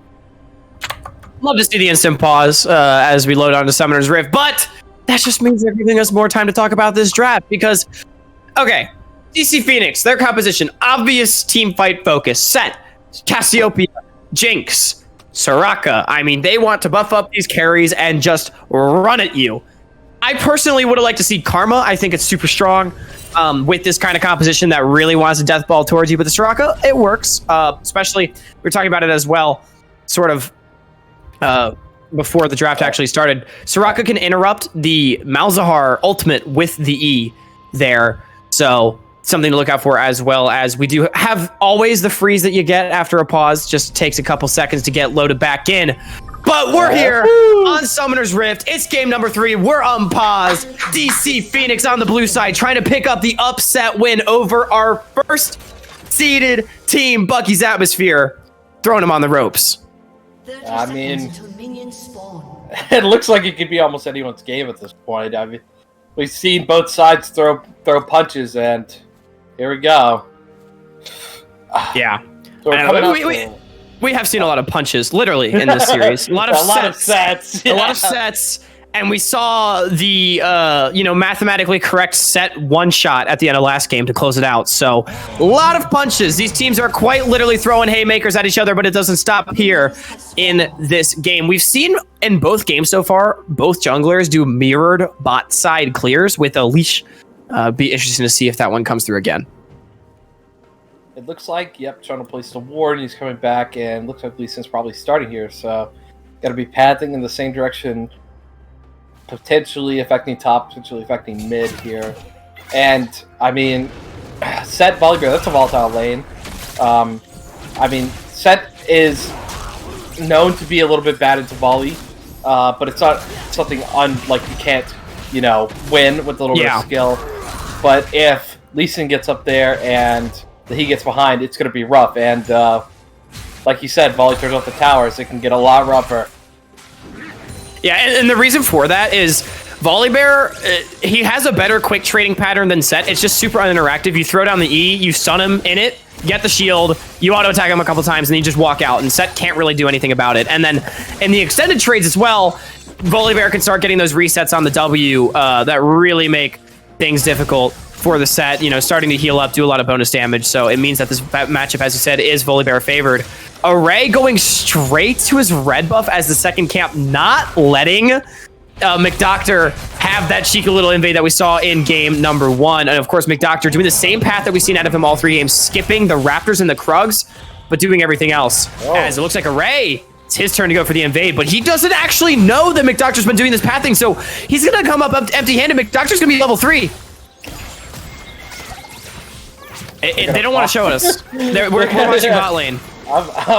They're gonna find each other here and walk out. Oh, I mean, they're fighting. There it is.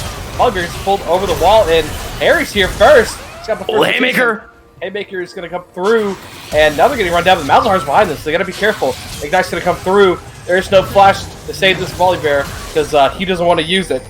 But now it looks like nowhere to go. He's getting away with some early game kills, and I thought this was Bucky's territory. Super nice play right there from DC Phoenix. Array trying to get cute with it. He got it invaded in game number 1. He wants to invade in game number 2, but he didn't know that in the every game, McDoctor hasn't done his Raptors. He actually didn't know the timing on his clear. He thought he was doing a standard full clear. Well, he was dead wrong, which means that the camps were already gone. McDoctor had already cleared everything. It's Harry NX first to the punch. He gets there. The Haymaker was big. The bot lanes are dying. Matrix forced to heal. Yep, and looks like Shuttle's going to flash in here and take down the Ezra. Array's going to try to answer back, and the slow comes out from the Zillion. That's a huge heal. He's going to have to walk away. Soraka helping him out there, and once again, DC getting away with a little bit more. Yeah, I mean, 1-for-1 feels fine for both teams, I guess, but I mean, yeah, massive props to DC for how they responded to that top side play. Harry NX deserves a lot of credit. Getting a kill on this Cassiopeia, we saw what it did in game number 1. We'll have to see what he's able to do with it in game number 2. But another story from the series, the bot lane for Bucky's Atmosphere continually outplaying their opposite numbers. They find the kill in 2v2, and although, yes, it was traded back, I mean, that is still a concerning sign in this lane to see. Seems like Matrix struggling to keep up with the pressure that can be applied by limitations. However, it does not change the fact that DC Phoenix, they're over 1,000 gold in the lead right now. Yeah, I mean, you gotta be careful. This Ezreal does get ahead. I mean, he outranges Cassiopeia, and he can get a lot of poke in and be very hard to take down. So, you definitely, if you're on the side of DC, you don't want to see him getting ahead too much. And we gotta pause. Yeah, but to go back to your point, definitely, it's a lot of damage control, I feel like, right now for the side of Bucky's almost, where, yes, they have the composition that sort of wants to make plays in the early to mid game, but you're actually really struggling in a lot of your lanes except for bot lane right now, but ganking bot is so hard. Fighting for Dragon is so hard. I mean, the Cassio is incredibly strong in a lot of early skirmishes, so definitely something to be wary of. Hopefully this pause does get resolved quickly. We have gotten word that it is Slim Kim that disconnected on the Volibear, so working at getting that one sorted out. Hopefully he's able to come back into this game, but if we look across, take stock of the lanes, pretty even across the board. However, with the kill in top side and mid, definitely a very impactful situation right there for them, as well as Great Pen starting to open up a bit of a CS lead for his own. Yeah, and this is going to give me flashbacks to game 1, but even worse now for the side of Bucky's, because, I mean, look at their team, top to bottom. You got Volibear, Lee Sin, Malz, Ezreal, Zillion. Volibear and Lee Sin are going to be those champions that run into a team fight and die later. They got to get stuff going now. They're strong early to mid when they hit their spikes, and then Volibear becomes a stun bot, and Lee Sin needs to get that kick, needs to get that game-winning Dragon's Rage to really help out. And you got Bucky's here, and they're already so far ahead. Set's going to scale great into team fights. Trundle's going to scale great. So is Cass and Jinx. Mm-hmm. Yeah, you definitely need to find sort of that critical play. And now I will say, DC Phoenix, we have seen that I've highlighted, early game rotational blunders, not effectively leveraging their advantages in the early to mid game and sort of relying too heavily on team fights as a place to be able to fight. So I feel like we'll have to see if they're actually able to translate this advantage that they currently have into, denying Bucky's the advantage that they need to get to be able to win the game. Because as it stands, I'm not really convinced that DC will actually be able to punish or extend their advantages in any way, and they might open up the door for Bucky's to just sort of come back into the game. And what do you think the door is right now for Bucky? What do you think they need to start attacking? I feel like right now you're waiting for level 6 on Jesus, and Harry NX has no flash currently. All the flashes, well, not all of the flashes, but a lot of flashes were blown in some of these early skirmishes. Dr. Harry NX both flashed in that topside skirmish, Matrix Shadow, flash and heal blown as well. And I feel like, Jesus still having the flash Malzahar ult, once he hits 6, he'll have the flash available for the Malzahar ult. That's pretty much free setup. I think you should be able to just one-shot the Cassio before any sort of reaction. And if you have the spell shield on Malzahar, it means that she can't even petrify and gaze in reaction to the flash to try to stop it. So that's definitely the most obvious point of contention. And I think if you're McDoctor, you need to be playing around that. And you should also, at this point, start to have a little bit more agency in the top side from the Great Pen due to the advantage that he does have despite being in a losing matchup. So I would want to see them play more towards Harry NX, protect him from any potential play, because I think that is the very obvious avenue for Bucky's atmosphere in this one. Yeah, definitely. Malzahar is just... He's definitely one of those champions that when you get ahead, it hurts the enemy team. It feels like he can suck a lot of the game. There we go. Out. As we pop back in, and let's see if Bucky's can do what actually Hawk said here and get that level 6 and get Malzahar going here. Yeah, and Array has proved to me, that he is a good jungler so far in the series, as we're going to get the post-pause freeze. Should be back underway in about 10 seconds. But he's obviously had, very good plays that he's made so far in the series, finding advantages for his team. So I'm confident that Array does recognize this and will be looking to play around it. And I think it comes down to whether or not DC Phoenix recognize this and can respond in kind. Because, as I've said, I am not convinced so far in the series that they are able to do that. However, being 1,200 gold in the lead means that it gets easier. The plays that you make, it doesn't mean being ahead in League of Legends doesn't mean that you can make more plays necessarily. It sometimes can, but what it means is that the plays that you do make have a higher chance of working. They raise your success rate. They raise how much you can get from those shots that you take. So if they're able to counter with a 2v2 or a 3v2 play, they have the gold advantage, which means that they're that much closer to actually being able to win it. So, I just hit tab real quick, and I actually noticed that Harry here has a Leeching Leer going for the Riftmaker instead of like a interesting. I don't know why he would do that. Katana, yeah, force to flash, cannot be there, does not have, his jungler's in base, pretty obvious dragon attempt right here coming through. So already looks like McDoctor getting back out on the map, making intelligent plays happen, trying to find advantages for his team after the 2v2 kills on the bottom side. Yeah, so nicely played. And look at this, Harry NX once again first to the punch. I feel like mid lane has been the big avenue, but remember, no flash available, does need to be careful walking around in here. Just going to walk it out. Should be safe, as maybe sticking around for some extracurricular activities. We do see the dunk back on the top side. And it looks like it's going to be ult for ult there. Ooh, Ray's in. And Array is looking for this fight, going to jump out.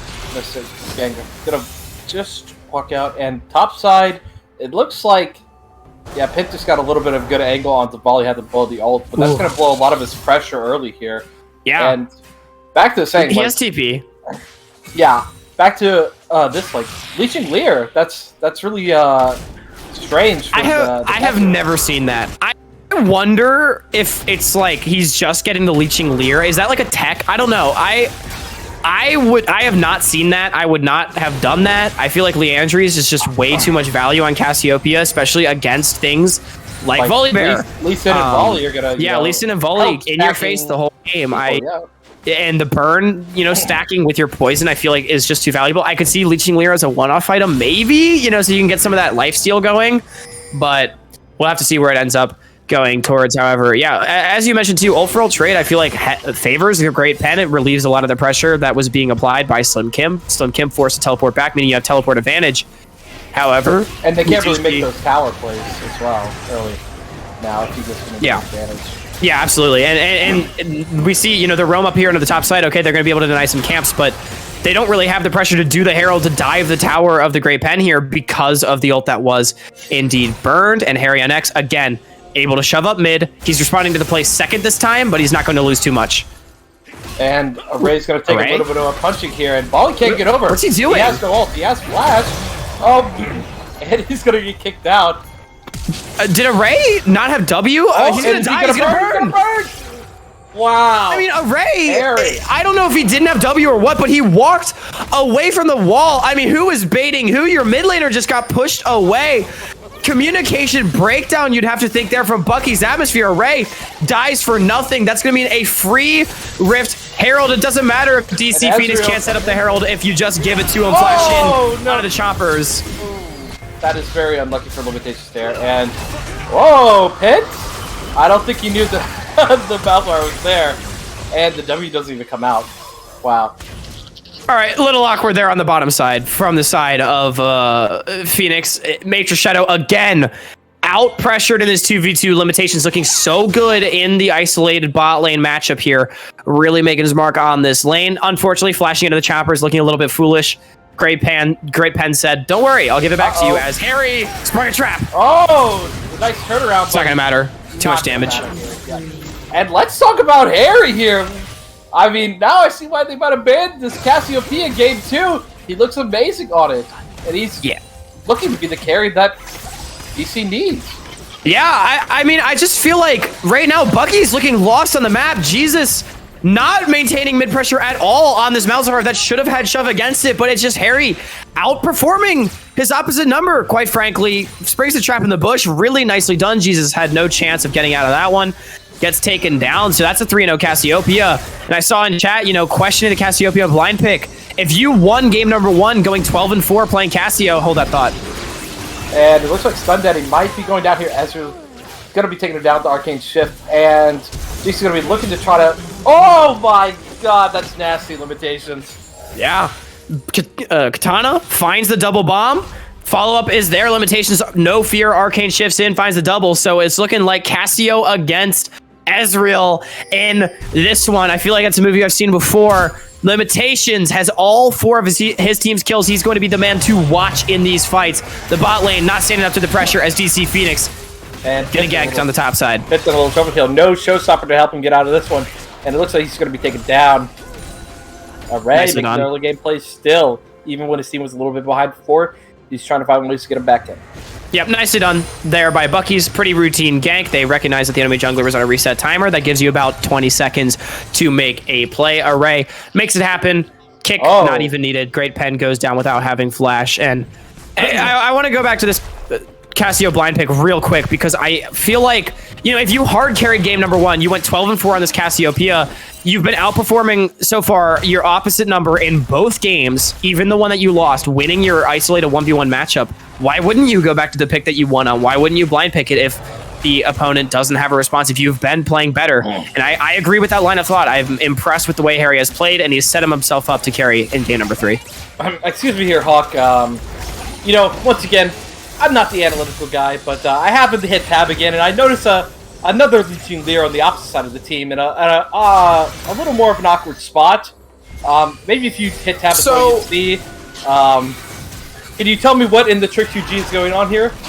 Yeah, I'll tell you after this dragon. It's looking like it's going to be a fight. Riftmaker Harry just chunking out Katana. Oh my god, that's so much damage.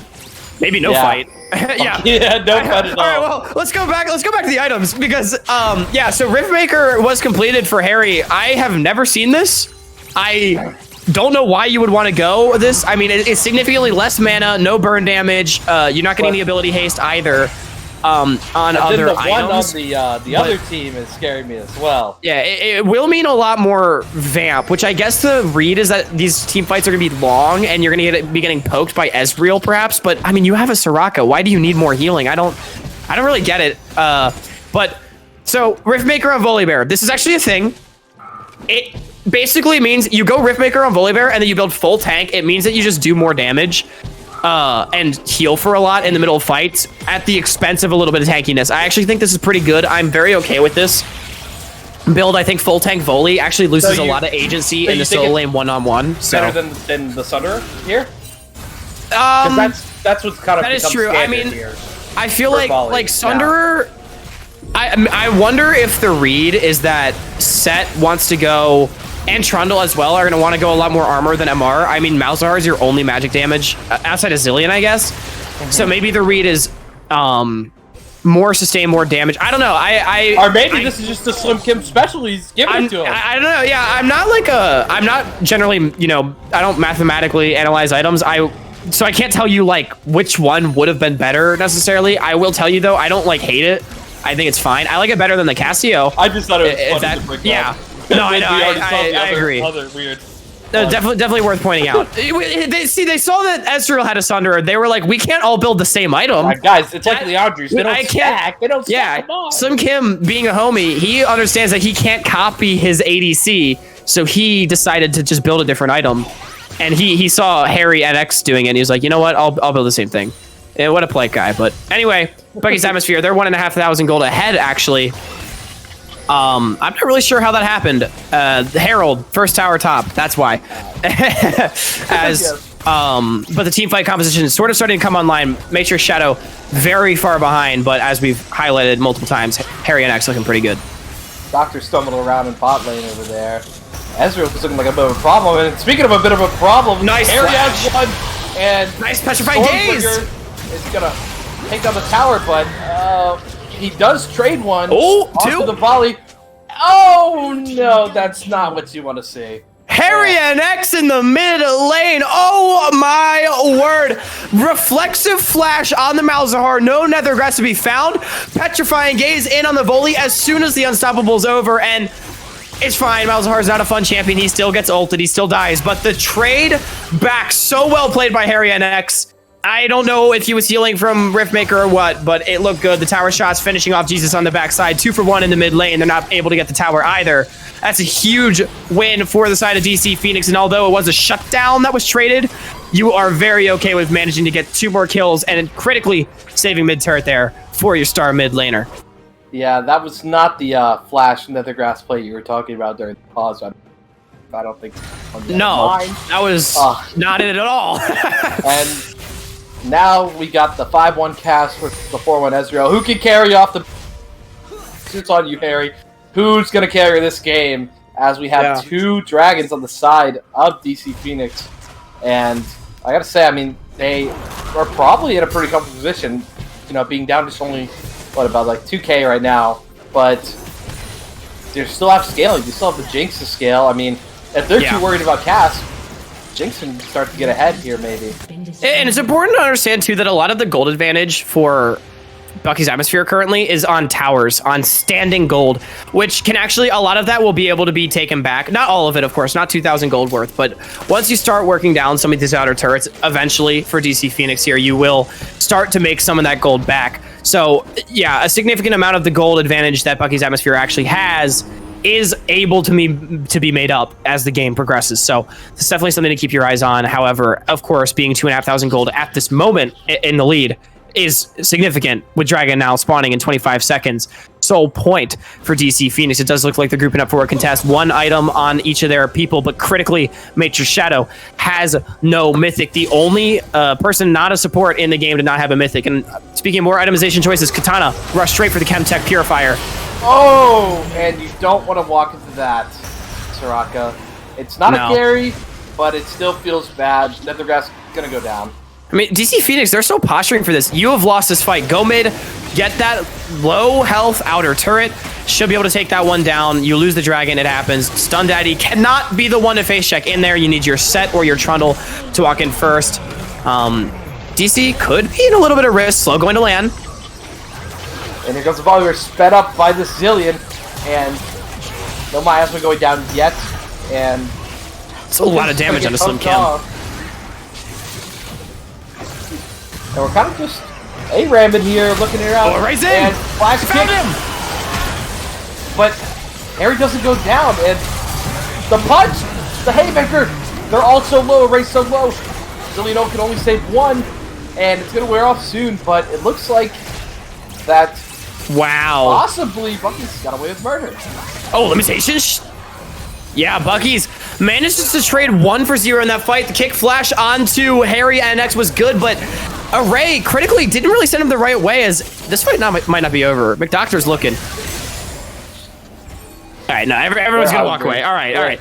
Calm down in the mid lane here. Limitations, he's feeling frisky. He wants to find it, but... Oh, Howling Abyss, is this you? Yeah. They're still A-ramming. I mean, yeah, Ray, he kicked him the wrong way. He didn't really get him into his own team. And Stun Daddy able to get the Sruckle and heal onto him, meaning Harry able to just walk that one out, and okay, they do manage to trade back Great Pen, but this is where it becomes critical at how far behind Matrix Shadow is. I mean, that Jinx did nothing in that entire fight. If that Jinx was strong, that is a pentakill coming through for that carry. So pretty big deal there that Bucky's was able to put him behind. They were also low, and the Jinx Rocket was actually unavailable because it was used to attempt to steal the Infernal Soul. But if Jinx Rocket was there, that's, I mean, you at least maybe get one. That'd be really scary for Bucky's, but it wasn't available because it wasn't used to try to steal. And I do want to applaud DC Phoenix. They recognized after the support got picked. They the double Herald in the series. Woo! Good job, DC. So I'll applaud them for that. And also, it's the you know, they recognized that they weren't going to win the dragon fight, so they traded back for something else, which was that mid turret, which is a pretty big structure to be able to knock down. And okay, they get engaged on later in the fight as Slim Kim's going to kill a Jinx. Jinx actually does not go down, but who does? It's Harry, Dragon's Rage, and Pent, you're here. Ult's the least in back. Don't think that was the play. It's double TP, double TP. And now we're on the Great Escape, and there's no escape. You've been grasped, and you will go down. And now Pent is looking like a little bit of a... some people say my ranking's a little bit... Yeah, so interesting sequence of plays as this time. Okay, never mind. Sorry, Hawk. Be quiet. It's my time. Stormbringer coming down, and Stormbringer going down. Yeah.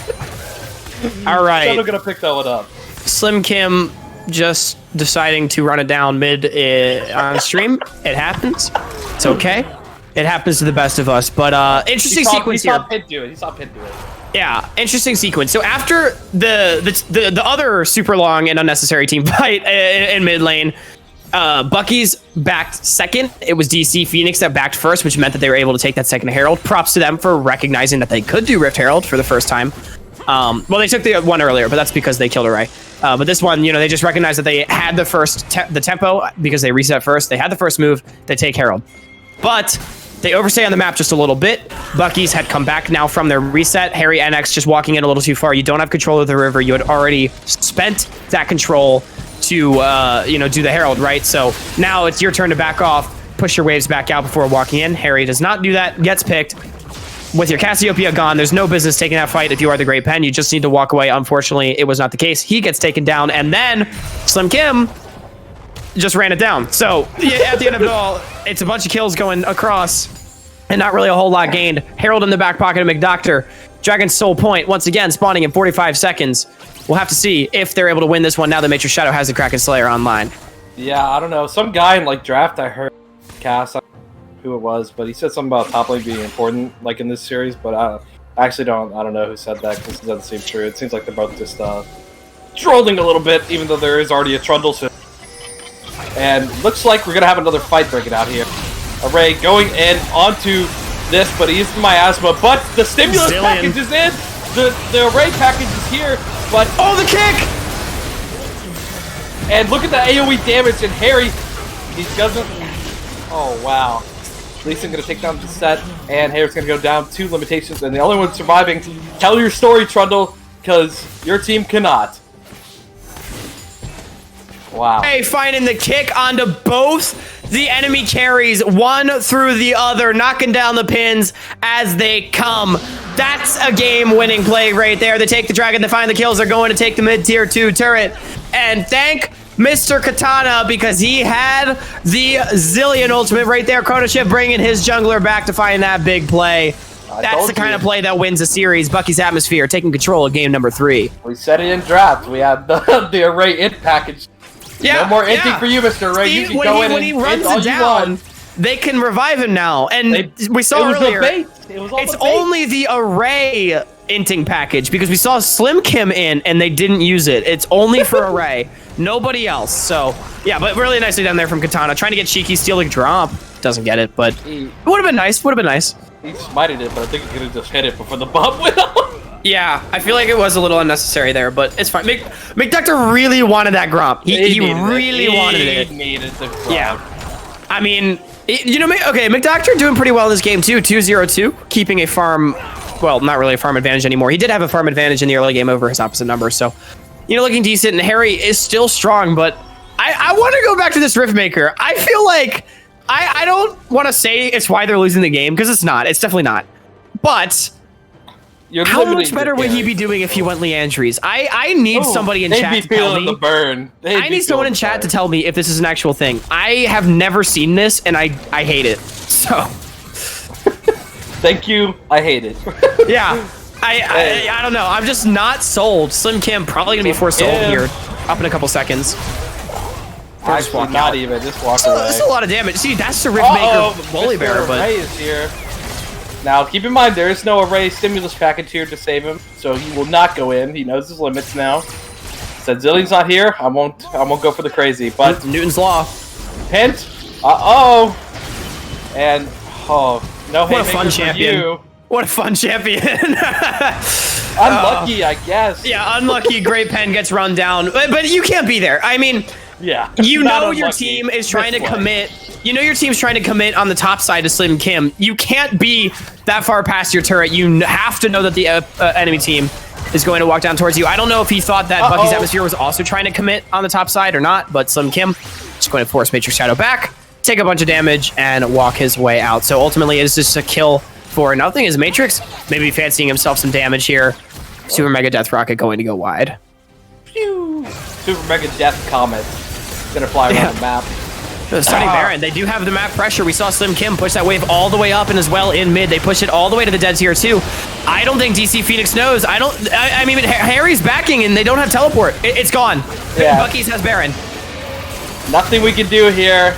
They don't even know what's taking place. No Scuttle to tell them. No wards coming through, and Bucky's get away with Baron.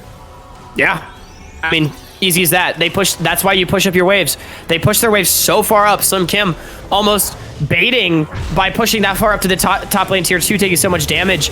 But it's just to buy his team time so they can set up around that Baron. And then he starts to back away right as his team goes towards it. They have the Malzahar does Baron so damn fast.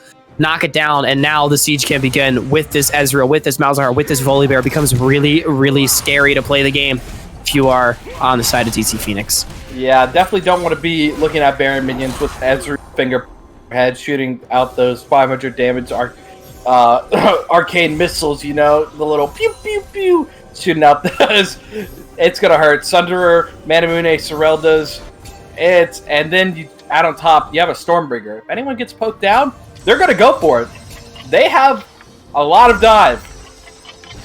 Yeah, and on top of that, you don't actually have a whole lot of comeback mechanics if you are DC Phoenix right now. I mean, you don't have hard engage. What are you going to do? Have your set and Trundle run at the enemy team through that Ezreal, through that Malzahar, like you said? No, that's simply not an option.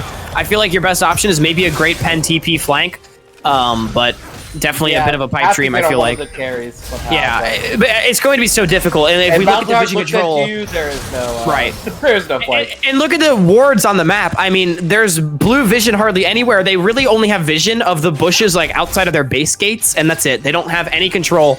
They're trying to clear some of this Bucky's Atmosphere vision out here on the bottom side, but it's not really significant compared to how dark the map is currently looking. Dark and scary right now. So yeah, definitely not the situation that you're looking to be in right now if you are the side of DC Phoenix. Oh my god, Pen! Oh! And there it is, Array. There's the Array kick flash. Oh! Wait a minute. Okay, no. No, the Red Finger healing was almost there. You saw the where he dodged everything. But then he didn't. He got hit by an Ezreal Q and died. So 2 quick kills, great pass. Not great pass, great pen. Gets dunked up there on the top side, and then it is the kick flash that you've been waiting to see all series on the Harry NX. There was a great pen, and then there was a great pass by Array to his team. Yeah. Yeah. Really, really great pass there. I know you've been waiting to see the NSEC all series. Dragon Soul Point now picked up as well by Array. He's not even needed. The siege can continue with the Baron. This Volibear said, I'm dying for this. Yeah. Oh, but they ulted him. They didn't ult Array. Oh, everybody watch Array. Watch out. Limitation's actually going in. Oh, the Nether Grass. That's sad. See, Array can't in if he's not even in the fight. So that's how they knew they could ult Slim Kim. Man, Hullbreaker, Riftmaker. Somebody stop him. Yeah. Well, this is the end. There's no coming back. It's a dive, it's a kill. And Bucky's rough start to this game, but they brought it back. They made the right plays. Definitely. I mean, Bucky's Atmosphere, yeah, they fell behind in the series. Feel like sort of failed to capitalize on the early game advantages they had in game number 1, but they didn't let that get to them. They reset. Games 2 and 3, they come back even stronger. 2 pretty quick games, 25 minutes and 29 minutes. Take the win 2-1 over DC Phoenix and retain their spot at the top of the table. GG's all around. From DC Phoenix to Bucky's. And now from the casters, thank you everybody for coming and staying tuned. The Conqueror League will be back next Sunday, same time, 7 Eastern. It's Hawk and Cole, and we're out.